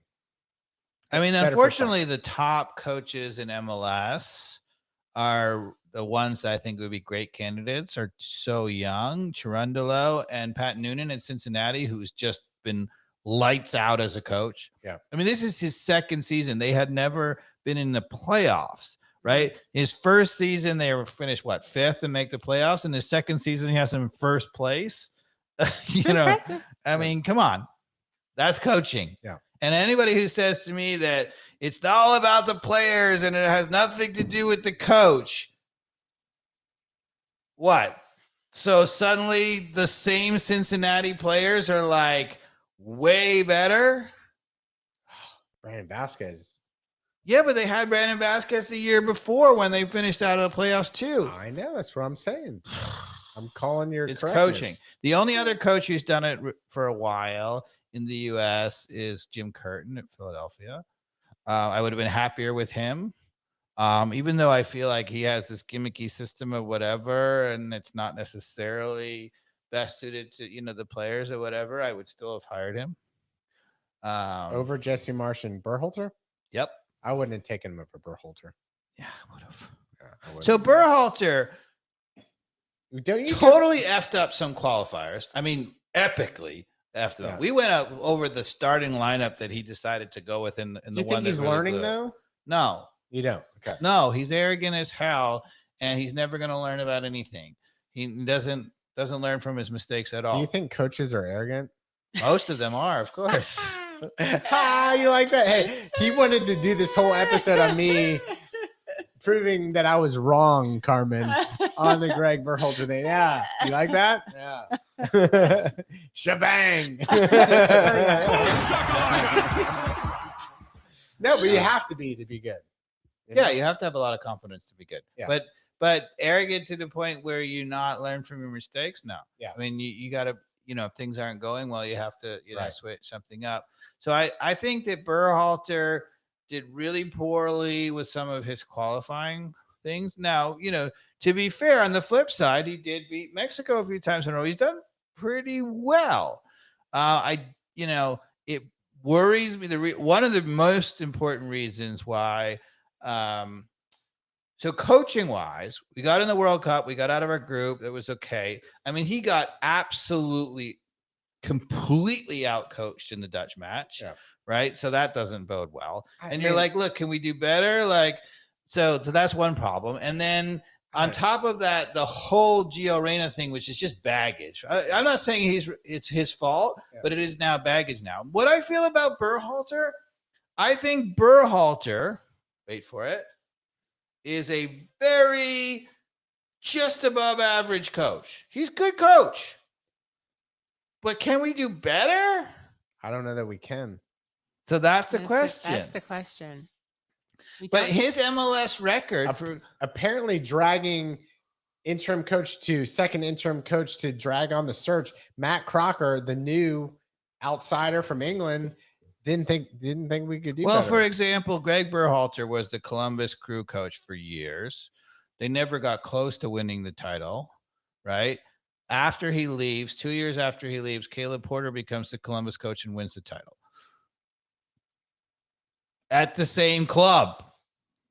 Yeah. So don't you think that puts him a step up? I don't know a lot about the Now here, hold on. I don't know a lot about the Columbus Crew, but I do know they went through some ownership stuff that Yes. they were about to fold, if I'm not mistaken, right? No, they were wanting to move. They were going to move to Austin. Right. But I don't know where that falls in the timeline. Is all I'm saying. It did fall in the timeline, So, but they didn't change the ownership. I know, but that's still No, they did change ownership. They did change ownership, right? Yeah. I'm just pleading ignorance is all I'm saying. I'm saying, you tell me, did that play a role in coaching? Because I mean, when ownership's a shit show, it doesn't matter how good of a coach is in there sometimes. You know what's interesting though, and I'll give you this. You know, I'm always saying like I don't know these people personally, and that's an issue. Maybe there's skeletons in their closet. You know, Gaultier, the guy who I was really high on, who I said also had an amazing record, but I didn't know personally. Whatever. You know what happened yesterday? No. What? Gaultier was arrested for racism. Arrested for racism? Yes. How do you? What country? In France. You can be arrested for racism. Yeah, you can be arrested for racism. Did some horrible things. Saying some things, or I don't know whether he said things or did, but anyway, he got arrested. That not good. Yeah. So when I don't, so Caleb Porter, I don't know. You never know. One of the things, and the reason why I say that is, Caleb Porter got fired twice for clubs within a year of after winning the title, which seems kind of weird. That is. So maybe he has something or others, ABs and C's. He's about to be arrested for racism. But anyway, we've reached the end of the internet. Well, the interesting thing is I said, look, he was going to be so good for Paris Saint-Germain, right? And then he did really, really well for a long time. And then it kind of got, off the rails or whatever. And it turns out he's a really good coach of white people. Huh. So he had all these teams that he did really well for. But I think he actually is a racist, and he had some trouble with Paris Saint-Germain because they have black players like Mbappe, who's really good, and even Neymar, who's not really quite white. So this is where So what I'm saying is that the issue is, all I can do is evaluate the record, right, and that. There is also a coach under there. Right. And do I think Gaultier is actually a terrific coach? He's still a terrific coach. I happen to think turns out he's an asshole, right? Yeah, and especially, you put an algorithm or an AI behind that and they can figure that out. So maybe. So, we don't know. Right. Well, it doesn't mean they're racist. It means they're biased, at least, is the best way to put it, right? Yeah. There's bias. Yeah. Right. Yeah. So at the very least, though, Berhalter has the locker room. It sounds like all the players... Yep. Maybe besides Jeremy. And I really felt, I said this over and over, that he was really good about, rotation, and had plans and things like that. I think tactically he's a mediocre at best. Oh. And I'm like, with our golden generation at home, this team, you know what the bar should be at home with this team? At least semifinal. And do I think Berhalter's going to get us there? I think we get in a knockout game and we can get out coached and lose. Here's where I think you're wrong. Yeah. Right. So B+ performance of the last World Cup with Berhalter. Yep. Right. Out of the group stage, get beat by all accounts a better Dutch team. You say out coach. I say just a better team. Wasn't a better team. Yeah, they're not a great team, the Dutch. They're really not. They have a good team, but we have a really good team too. I think honestly, on paper, it's about even, or maybe we were the better team, and we got crushed in that game. Yeah, I saw that coming. It was just they're better. We got totally outcoached in that game. Anyway, give the team a B-, B+ for making it out of the group stage. Sure, I give them a B+. Anytime U.S. gets out of the group in a World Cup. So okay, the next thing is of success is the quarterfinals, right? Yeah, we've already been to one quarterfinal. Only been to one. So we've been to a semifinals back when they had 4 teams. So now you've got Greg Berhalter coming back for a second stint. Yep. To bring them back. Which is always terrible. And they didn't acknowledge that. That's the other part. The good thing for you for bringing that up. Hold Right? on, The stop. second just time the stop coaches stop right there. historically been horrible. Okay. Oh, you're on the record. Second time's terrible. But you know what is also on the record Yeah. here, over Yeah. here? This guy Yeah. is we're playing on home turf most of the Yes. time. Which is awesome. Yeah. And what's the record say home turf with? Amazing. Okay. So we definitely have that advantage, which is Berhalter or not, that's a huge advantage for Berhalter. Yeah. Yes. And you could argue that he's the right coach for it and that he's a team leader. All you need at home, the Mhm. crowd's going to be fired Uh-huh. up. And he also, the other thing I'm going to say is that the way he coaches, which is sort of an attacking, pressing kind of style, fits the team. Okay. So keep walking this dog with me. All right. All right. So now I'm using the Dave Katz algorithm, right? So Yep. advantage home court. Yep. Now, do Sure. you think that Gio Reyna is going to be a better or worse player? Under Ballhorse, I mean? No, just in 2026. Oh, he should be a way better. player. Better. Okay. Is our striker situation likely better with this guy that He should be, but it's just one, and you can't rely on just one. I mean, anybody who thinks that right now we know exactly what the team is No. going to look like in 2026 is crazy. that's fair. I'm That's going to go better. okay, better. Better than Better. Ballo? No, I think Oh. Ballo. Oh, Ballo helps us Ballo, be better. yes, Okay. helps us be But better. Ballion's also young, right? So unless he gets super young. gets a major injury or has like he should be better. Very promising. Same with Yes. Gio Reyna. Okay. Very promising. Tyler Adams. Very promising. Going to be Matt, better. Matt Turner. Still going to be around? No, Matt Turner is going to be out of the picture. I think so. Just sold himself to Arsenal and gone. Like, come Which on. is fine. You cannot be the regular U.S. national team goalkeeper if you do not play. So Zach Steffen, they just announced that they're going to release him from his contract at Man City. And so he's free to sign with anybody. He's going to sign with a good team, and he's going to go right past Turner because he's playing. Disagree. He's a better goalkeeper anyway. No. Disagree on He's which always part? been a better Matt goalkeeper. Turner is a better goalkeeper No. at this point. No. Is Zach Steffen? Yes, No. he is. All right. Okay. That's Zach Steffen's fallen off the cliff. He Hmm. it happened. He's gone. Really? Yeah. Wait, he's never played. It's just like what Turner's fallen off a cliff because he doesn't play. Middlesbrough and all that. Like I watched enough interviews with it. He's a head case. Really? He is. So the Manchester, wait, hold on. The Manchester City assistant coach, Turner. Manchester City okay. assistant Yard. coach, just got hired. Which club did he get hired at? One of the Premier League clubs. Did we ask? What was it? The Manchester City assistant coach. And the first thing he did was inquire about, he knows Zach Steffen personally. And the first thing he did was inquire about him and as for his team. You know who I am? I'm Matt Turner. Who cares if you can hit a baseball? You're a soccer Oh, that's- goalkeeper. It's called confidence. Who cares? I don't know. I feel like with a goalkeeper, you gotta play. Hey, You gotta. You've play. got to play Matt Turner has been on the bench for how long now with Arsenal? the entire season. He played like 4 games. How did and he look? only in the cup? How did he look with the U.S. men's national team every start? Rusty. No, he did not. Yes, he did. His decision Carmen. making looked rusty. Carmen. Well, his shot stopping, I think. Shot looked good. stopping looked good, which is Looked always good. his thing. His decision He making is. looked rusty. He's right. The shot stopping, which is, I mean, at the end of the day, though, He you do made a want couple somebody- of really bad Over Zach decisions that he Steffen? got lucky Zach about. Steffen's made a bunch of bad decisions from Yeah, watching because he wasn't playing either. at Middlesbrough. I've seen him make a bunch of terrible decisions. I He's don't watch starting. Middlesbrough. I do. I've seen some Middlesbrough's game with Really? yeah. Oh, Yeah. I mean, there must be a reason he didn't make the last team, but I feel like if with, Leicester City, that's the one. They So have- that they now have the former Manchester City coach just moved to Leicester City. It's not a Premier League team because they got relegated, right? Mhm. But they are looking to target him. Same spot he was in before with Middlesbrough. Yeah, well, still take it over sitting on the bench at Arsenal. I wouldn't. He's getting the best training in the world. He's with a team that knows how to win. Great coaching. No, Yep. not playing. You're not playing for me. Goalkeeper.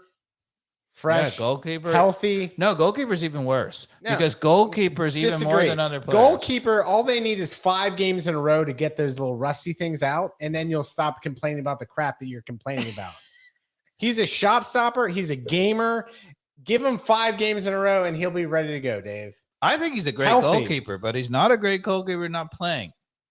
Well, when it leads up to 2026, give him 7 games in a row, wherever, and he'll be ready to go.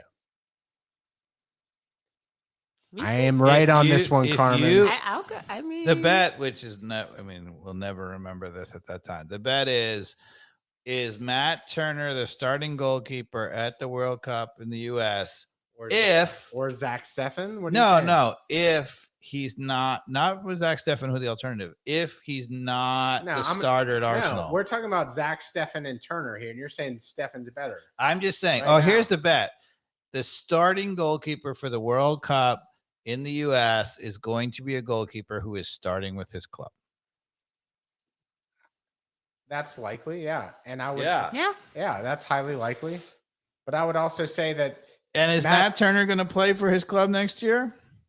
No. maybe No, the goalkeeper's for Arsenal? completely once entrenched. Ramsdale breaks his ACL, dude, I'm telling you he's coming, tears it. I'm telling you he's coming in. This is going to be my prediction right here. Okay, here it comes. What's happening? And What's Dave happening? Dave even said this. He never would wish harm on anyone. Yep. Yes. that's true. But We do not. I'm being a jerk here, and I'm using that as an example. I love Ramsdale. He's a great goalkeeper. I like him. I hope he doesn't. I hope he gets traded or whatever. But shit happens. Stuff does happen. Stuff does happen. That's what Zach Steffen said. And then he sat on the bench. And did Ederson ever get hurt? No. That's exactly what Zach Steffen said. Nor has that happened at Arsenal with Turner so far. Yeah. But it's going to. No. Or I don't know. I almost feel like if Ramsdale gets hurt, they bring in another keeper to play in front. I don't think so. I don't know. I just This is going to be an interesting one here. I agree with Carmen. I disagree with both of you. Okay. It's fine. Turner's going to have some moments in club play. This is Okay. my prediction Okay. on the bet that are good in Europe. Nope. He's too good of a player. Wait, say it again. What was your? He's going to have some good moments in Europe in the future, in the very near future, next 2 or 3 years, leading into the World Cup. I think there's some up and coming goalkeepers even in MLS that could be better. Who's that? Yeah. I was trying to know you were going to say that. I can't remember their names. Yeah. They're not Matt Turner. Yeah, they are. I don't know. Yeah, I'm still never convinced that Matt Turner is really better than Well, how old is Matt Turner? Sean I think Johnson. they said 28 or 29. Hold on. 28, Let's 29. see. If he's 29, I'll back off a little bit of the gas. I didn't think he was that I old. think he's older than Zach Steffen even. Yeah, I think it's like Zach a year. Steffen's only like 27. I think Stefan is 28 28. and Matt Turner is like a year older. Let's see. 29. Told- All right. Well, goalkeepers can play late. Yeah, I'm all right. I'm staying strong. You just watched him hit a baseball. You got all juiced up and you're excited about it. You can just admit that you're wrong. No. But at the end of the day, I mean, don't get me wrong. Keepers are very important. Very important. Very, very, very, very important. AKA Blake. Yes. How old is Brad Guzan? Oh gosh. 36. What are we going? Is it really 36? 37. I still It's something 37. like that. Yeah. You're real old. so. He's not old for this earth, but he's old No, for he's soccer. old for soccer. 38. Yeah. You're real old. Yeah. So he's 10 years older. And than he's Turner. showing it. His He is. reflexes are not good. Yeah. Are we That's done? sad. Are we done with this podcast? We're at 2 hours. You're the one who keeps saying that. We're gonna go watch that clip of Pineda talking about his I preference want to see this. to watch his. Can we open up the next podcast? Just play the clip and then play it every single clip until he's gone. Yes. Every single line. I'm just kidding. All right. Thank you. All right. All Thanks, right. We everybody. didn't do our Somebody dance. shut it down.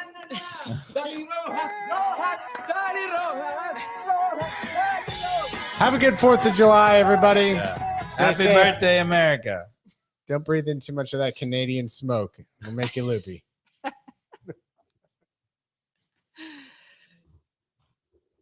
Wow.